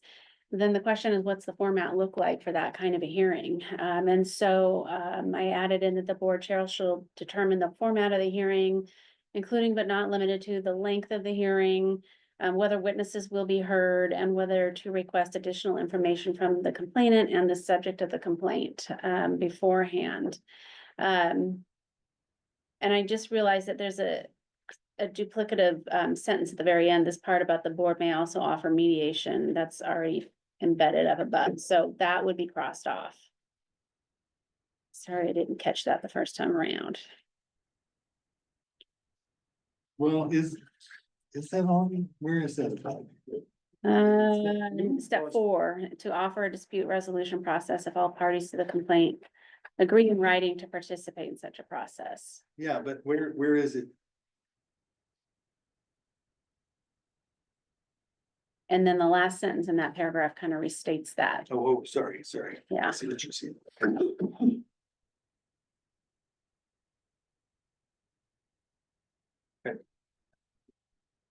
So I deleted that paragraph in red only because we're not in a step 4 type of situation. It's not an appeal to the board from step 3. These are fresh complaints because again, it's just complaints about board members or the superintendent. So the next paragraph, the board shall notify the complainant in writing in a timely manner as to whether it will take further consideration. If so, the process and or format it will follow to do so. And the format is like if there's a hearing. Should the board decide to proceed with a hearing, the notice to the parties to the complaint will describe the time, date, location, and format of the hearing. And that's real important because complainants need to know how to prepare for the board meeting if they're going to be heard. And the subject of the complaint needs to have that same information. The board's decision not to undertake further consideration or to refer the parties to mediation or other alternative dispute resolution process shall be considered a final decision of the district for purposes of an appeal to the ODE under those OARs. And that's just repeats what the step 3 language is. But again, this is a fresh complaint. So I wanted to have that language in there under this part. Should the board decide to undertake further consideration of the complaint at the conclusion of its consideration process, and to the extent allowed by state and federal confidentiality laws, the parties to the complaint shall be informed in writing or in electronic form of the board's decision within, it looks like, 90 calendar days, because that's what's contemplated really by the, typically it's been 90 days that triggers the appeal right to the ODE. And so that's where 90 is in there, because if you think about the monthly meeting schedule of the board. You know, the first meeting is to kind of decide, what are you gonna do with this complaint, if you're gonna hear it, and so that's 30 days out, depending on when the complaint comes in. And then if you're going to refer it out to a third-party investigator, then as you guys have, I guess Scott and Steve this last year, that can take a lot of time. These investigations are can be pretty complex. And so I put 90 calendar days, but you guys can put whatever you want there. It's just a place marker. And that's from the receipt of the complaint. I took out appeal because it's not an appeal to the board, it's a complaint to the board. The tiny little correction, that fourth line from the bottom, the red 30 needs to be struck out. Yeah. Oh, yeah, yeah. Can we put on their updates like we did on the other? Yeah, Of the and status? we're, Yes, whatever it was, I don't think it needs to be weekly, if you're talking 90 days out. Yeah. Every 14. I'll just say regular updates. And I think that, you know, Joel and I can play with this, but I think that will come on the first page. That, you know, throughout all of the steps and all the procedures described herein, you know, the district will provide regular updates to the complainant and the subject of complaint about the status of the process. So I may not embed it in each step and in this part, but we'll put that in there. The other housekeeping strike through the same sentence where you struck out 30. The red further down, appeal by, you need to strike out by. Bye, yeah. In the event that the board needs more than 90 calendar days to reach a decision, it will contact complainant to provide an estimate of the amount of time, additional time needed. And so that goes along with the updates, but you know, we do want to kind of cap the amount of time and give a complainant, you know, a sense of how long this could possibly take. But in some situations, we haven't gotten, you know, third-party investigator reports, you know, might take 60 days, 65 days, and then you've got a month left before there's another board meeting. And so in those situations, we just want to build in some wiggle room. Typically, these ARs will say by mutual agreement of the parties, and I took that out because that creates a situation where if we're not able to meet these timelines and the complainant doesn't agree to an extension, then we're really messed up and we've bought ourselves another complaint. When really the enforcement here is that if you hit those 90 days, then the complainant can appeal to ODE, and they can do that. That's the, you know, slap on the wrist that we have. And so I just wanted to not condition that upon the complainant's mutual agreement. Because that can create some problems in and of itself, because then we could be in violation of policy just by, even though we're being reasonable and we're being as prompt as we can. Why did we cross out that last sentence about, the board's decision will address each allegation of the complaint and contain reasons for that? I do not know. I don't think that should be, That might be a good thing to keep in there. Yeah. We want to make sure that we're getting the complainant, we're addressing each allegation. yeah. One of the hard parts about that, I think that we should keep that. I mean, it's up to the board if you want to keep that, but it makes sense to, but sometimes we get complaints. And I would say relatively frequently in my work with all the school districts that I represent, that are so dense and so hard to even read through and kind of pick out what are the distinct allegations here. You know, I've seen complaints that are like 4 pages, single space typed, and it's, how do I say this artfully? Really hard to make your way through. What are the specific allegations or It's specific? hard to pull that out a lot of times. So I think in the board's response of a complaint, we really wanna make sure we're addressing the specific allegations, so then it doesn't come back up like, well, you missed this piece. Yeah, right. So just as going through some of these, it's, I think Yeah. that sort of language should be kept in so that we can say, here's what we found on this allegation, here's what we found on this. and Yeah. this. I agree to the extent that you can pull those out. I'm just Yeah, saying that there are sometimes complaints where Yeah, people, they're right, whether it's their writing style or you just can't quite gather what it is. And then a strategy that I use when I'm investigating, or most investigators do, is that when you first, you know, sit with somebody, you kind of fence them in, say, here's what I understand your complaints to be. Or your allegations to be, and then that would make its way into the investigation report. So we could also, to do that, we could add some language that says that the board may ask the complainant to clarify the precise nature of the allegations at the front end. Yeah, I think so too. Like that needs to be built into one of it, and it's like, there needs to be at least acknowledgement from both parties, like, here's the complaint, I understand the complaint, and so we know what we're even sorting through or investigating, because it's a hard, Get it's, the backstory behind it. and yeah, it gets lost. or we could spend all this time and resources investigating something, and then be like, well, actually, we wanted, and it's like, oh. Well, that's one of the, if you get a good investigator, they do that right up front, like, here's what I understand the allegations to be, but. So I think I'll add some language in here that the board may seek clarification from the complainant about the precise nature of the allegations. You might also want to take a look at the complaint form, maybe make some additions to it. I mean, a couple of things that I've seen are, first of all, the first line on it says nature of complaint, which in and of itself invites you to be general Yeah. rather than specific. And then secondly, we've allowed too often people to substitute an essay for the complaint. You need to fill out the form. Fill out the form. Do not write "see attached" on every line and turn in a ramble. Yeah, because then, I mean, we've spent substantial amount of money. And if the investigator's not even getting down to what is this, then we just wasted time and money for both the complainant and the subject of the complaint. And we get to the end and they say, well, that's not even what I was mad about. So some language around, like we're doing with the curriculum and the books. What specifically are you mad about alleging? So then that we can dig into, so. And a longer form is fine if it gets you the specificity you need. Nothing guarantees you a one-page form. To start a very expensive process. Yeah, I've typically been pretty hesitant to force people into a form.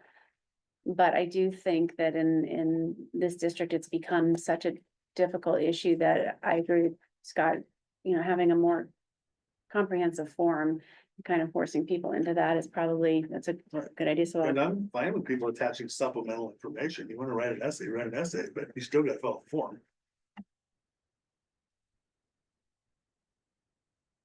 okay. Let's see, where are we here? So I guess we're on the next page, page 4. At the top, notwithstanding the steps above, sometimes you'll get a complaint against the board chair, and so that first sentence just says that if it's about the board chair, then it goes to the board vice chair, who will follow the procedure set forth above. And that needs a little further elucidation, because sometimes both the board chair and vice chair are the subject of the complaint. I was just gonna bring that up. Thank you, Scott.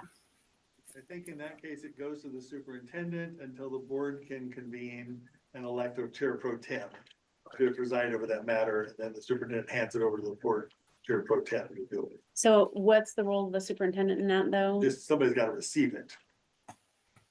You can't have- Oh, I see, okay. Because if the complaint's against the chair and board chair, somebody's got to be able to receive that. At least facilitate some process. Right, Yeah. So the superintendent doesn't do anything with it other than get it to the board to select whoever's going to be the presider. One way you could approach it. You got better ways. Go for it, but it does happen. You get a complaint against both, and they're both conflicted out. It does happen.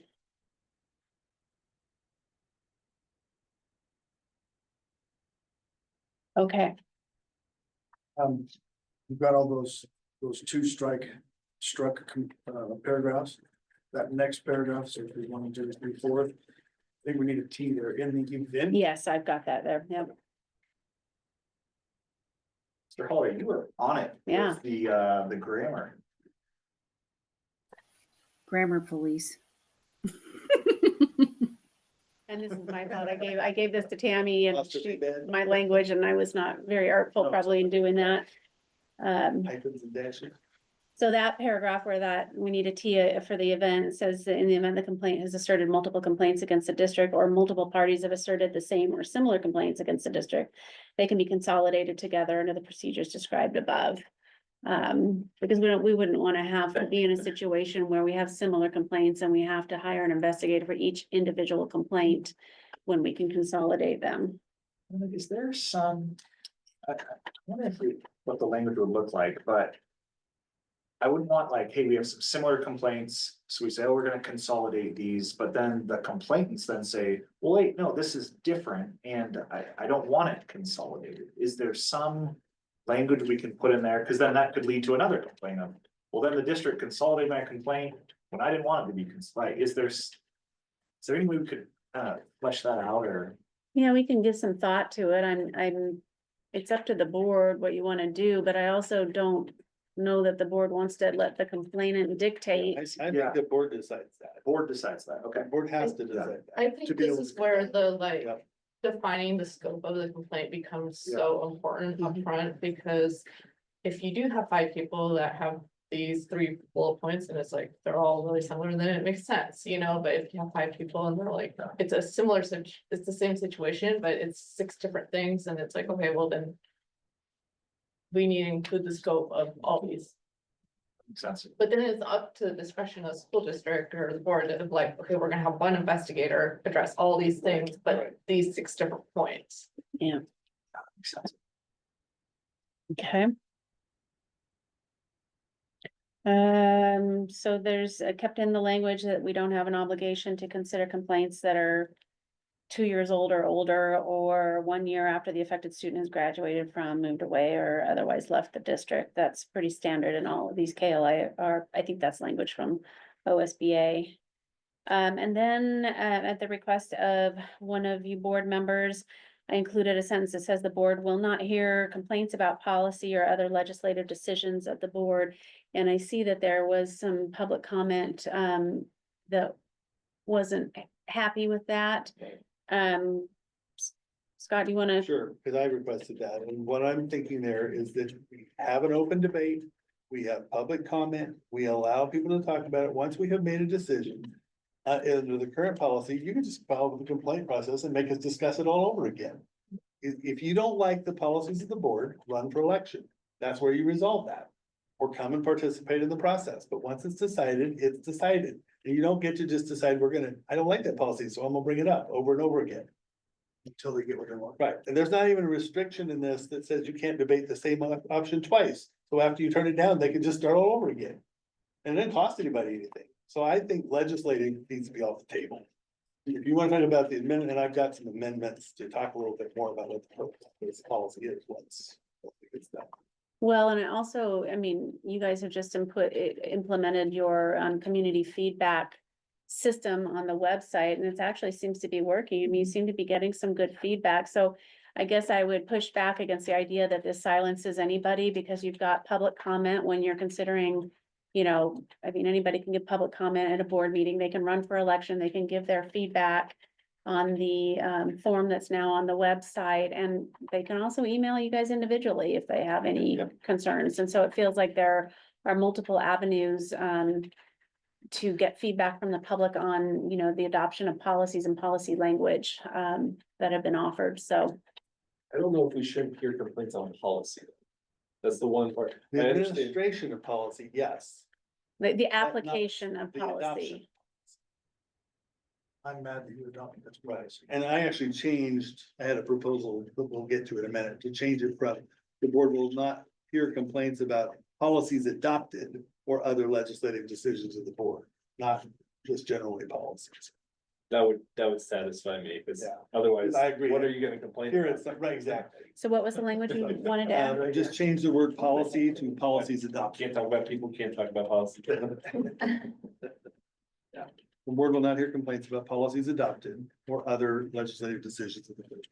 I saw that there was a community member commented that maybe adding other options for the ones that we've just discussed as a sentence to say that, members of the public are encouraged to express or provide their input about policy via public comment at board meetings through just maybe a sentence just saying that Give them the options. there's a lot of other options. This is where you do comment.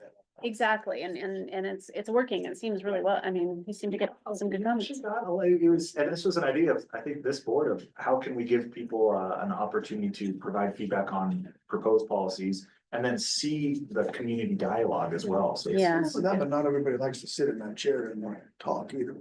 Right. This gives those quiet ones an opportunity. Yeah. to Share their emails. Like, I kept an eye on it all week, like every time there was a comment, I got excited. Yeah, it's a good way to get, anyway, so those are the changes, the revisions that I thought reflected what had been asked of me. I just would like to say, I really like it, and I think it is hopefully pushing us in a really healthy direction to both have dialogue that's constructive on both sides, you know, like, I'm a parent, want to know what's going on, but I also, you know, there has to be a balance of fairness for both. Question on the floor. I guess it's never sat well with me because I think we're setting us up for failure when you ask suggested resolution. Yeah. I want them fired. We have our own internal disciplinary actions that we're gonna take, but by asking somebody, what do you want done? Yeah. When they don't get fired, you're just, you're just. It feels like a bait and switch. Yeah, well, then if you're not It's gonna fire, why suggestive, ask me yeah. what I wanted done? I just think we're kind of. setting Take that ourselves whole up for thing out and then, failure. Well, maybe, Well, we maybe, have our own processes of how to deal with the discipline. maybe instead of mandating it, you could make it, do you have any solutions or resolutions? That you're suggesting? or that you would like the district to consider Yeah. or You something. consider, but I just think we're setting ourselves up for failure. Because right now it forces you to. I want them out of this county. We didn't have Sorry, any, again. I love the idea of adjusting this one. And I think getting Jay Weeks and Rich Simons, since they process most of these, getting their feedback on the forum and some, because you're right. In my experience, 80 to 90% of the resolution is fire this employee. So it is good to engage the complainant in the problem-solving process and like, what resolution are we seeking? But yes, most of the time that is fire that employee. So yeah, let's come back with some potential suggestions and bring that in. I just know that we have our own internal processes of discipline to take care of. So any other? I kind of wanted to address some of the public comments as well with what you said too, where people can just come back with the same complaint again and again. There's nothing in here. There's a few comments that say we need to have some kind of language in there that puts some kind of restrictions on frivolous complaints, like repetitive ones that are the same, have no substantive difference from the previous ones. I'm not sure where we can get that language, if we need to look at, like, I don't know, false police complaints, things like that, where, you know, abuse of a system. But I don't know if we need, I think that puts us in a hard spot, because then it puts us in a spot where we're having to make a judgment call of whether that's frivolous or not. And to me, what I really like about like the mediation is like, I don't want to get in a spot where somebody's like, oh, is this frivolous or is this repetitive? It's like, no, like the whole point of this is to have resolution. And so it's like, let's not get wrapped around the wheel of that. Let's actually move in a way that's productive and look at mediation or other ways of resolving the conflict. That would actually get caught in step one of, we already talked about this. Yeah, Would it- exactly. would it And be then like, that's yeah, where the gate. reference to the old decisions, just say, hey, look, Right. Well, here's what we decided last time. it's also, if you get to step 4, it's also included in option 1 that no further act, the board can determine that no further action is warranted. And that's simply because you decide it's frivolous or repetitive or whatever other reason you want to dismiss it. So that's built in there. Yeah, that's a good fix. Would you have anything? No, that, Can I hand these out? So these are, I don't want to get to these tonight because we need to wrap up. But I have some suggested amendments. Yeah, each page, one for all the way down to Joel, 1 to 10. Kelsey. can you Oh, hold sorry, on? sorry. Okay, so what I'm getting at here, and I'm not wedded to this language, and you guys are gonna go back and rewrite it, so please consider it. I just want the concepts out there. The first item is, I think, in the first section of the policy, we need to clarify what the purpose of the public complaint policy is. It is not to punish people. It is not to weaponize the system. It is to seek systemic correction to a problem or to address a real wrong that happened that needs to be corrected. If it is not fit into those categories, we should probably be thinking about it differently than we are, as opposed to an opportunity to make something right and make something correct going forward. So that's the purpose of that first paragraph. Skip the next two that I crossed out. Jen, this is in your email, by the way. Chris emailed it to you earlier. Oh, okay, thank you. For 3.6, adding the second paragraph. This is one where I think we need to take a little more aggressive stance if you're gonna complain about board members. We don't bring your electoral politics into the boardroom. If you're gonna run a campaign, run your campaign and run it out of here. Don't use the complaint process to weaponize and politicize your opponent in the election. So that's First Amendment protected stuff, and voters sort that out. I would add to that that we do not need second guessing of parliamentary decisions that are made by the chair in the moment. If you've been in this chair, you know that in the heat of the moment, lots of things are going on and you do your best. And the remedy for that is the other board members can appeal the decision of the chair at any time. And if that doesn't happen, the procedure goes on and the meeting happened. Maybe you didn't like that decision, too bad. Because things happen and you have to be able to preside over the meeting. And then the last item is that I do think that we need to, before we entail everybody in a big old argument about this, we have to make a decision that this discussion is about the fair administration and efficient management of the district. That is the reason we should be discussing this, not because we want to play tit for tat or fight with each other. That next one is, I think we need a consideration, and this number is very arbitrary that I threw in here, but we have now spent more money in this school year, enough money that we could have hired another part-time staff member, maybe even another full-time staff member. It is ridiculous that one person on the basis of their dissatisfaction gets to cost the district that much money. So I think a decision needs to be intentionally made when we know there's going to be an investigation undertaken, that the likely outcome of that is worth the investment so that we can reach fair management decisions about the district going forward. It's a judgment call and you don't know all the facts, but you can't just endlessly spend other people's money, which is exactly what is happening right now. So, Scott, can I clarify, is that just on the part if there's a complaint against a board member or the superintendent? actually, I think we should consider that for every step of the process if we're gonna hire a third-party investigator, because third-party investigators are so expensive. I agree, they are, but it says in the judgment of the board. So Yeah. that necessarily means that something goes to the board, even if it's, Rewrite. if it's step 3 or, you know what I'm Yeah, saying? in the case of the superintendent, when it's at step 3, then I think it's the superintendent. But- They decide, the superintendent decides. And then it's board at the board level. So my add to that though is what about staff members who have had complaint after complaint lobbed at them as well, like. I mean. And that's what I was getting into the heart of asking Tammy about the public records requests that, Right. I mean, this protects us, but what about the staff?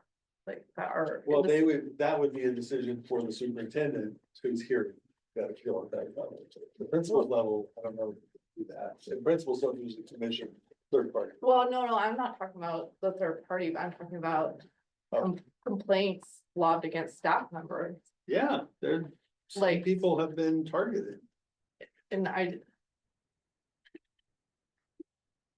don't, Where would you put it? I don't know. But, yeah, What do you the think? same, I mean, it's not in there specific because I didn't know where to put it.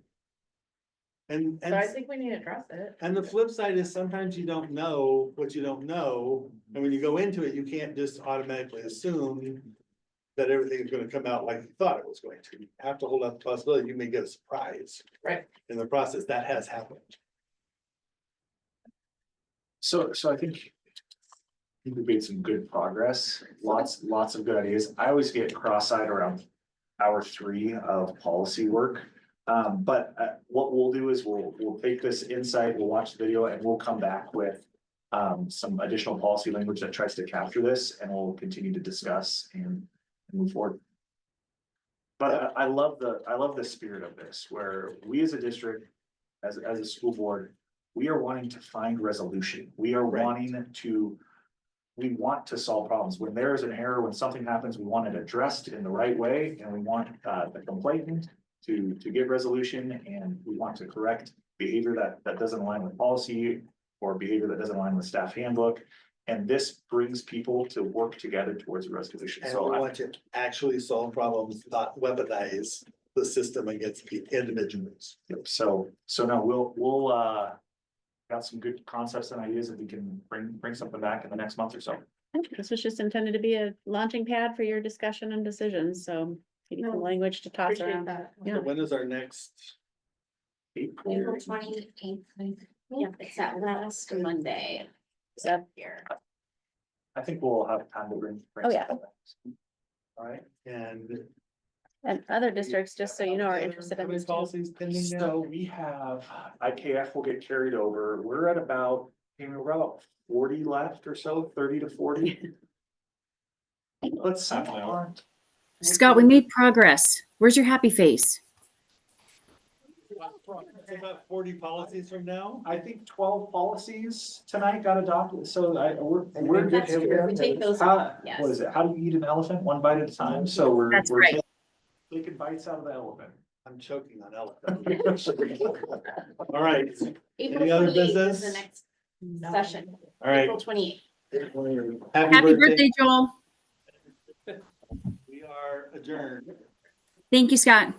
Thanks, team. Thank you. Get better. Wasn't that?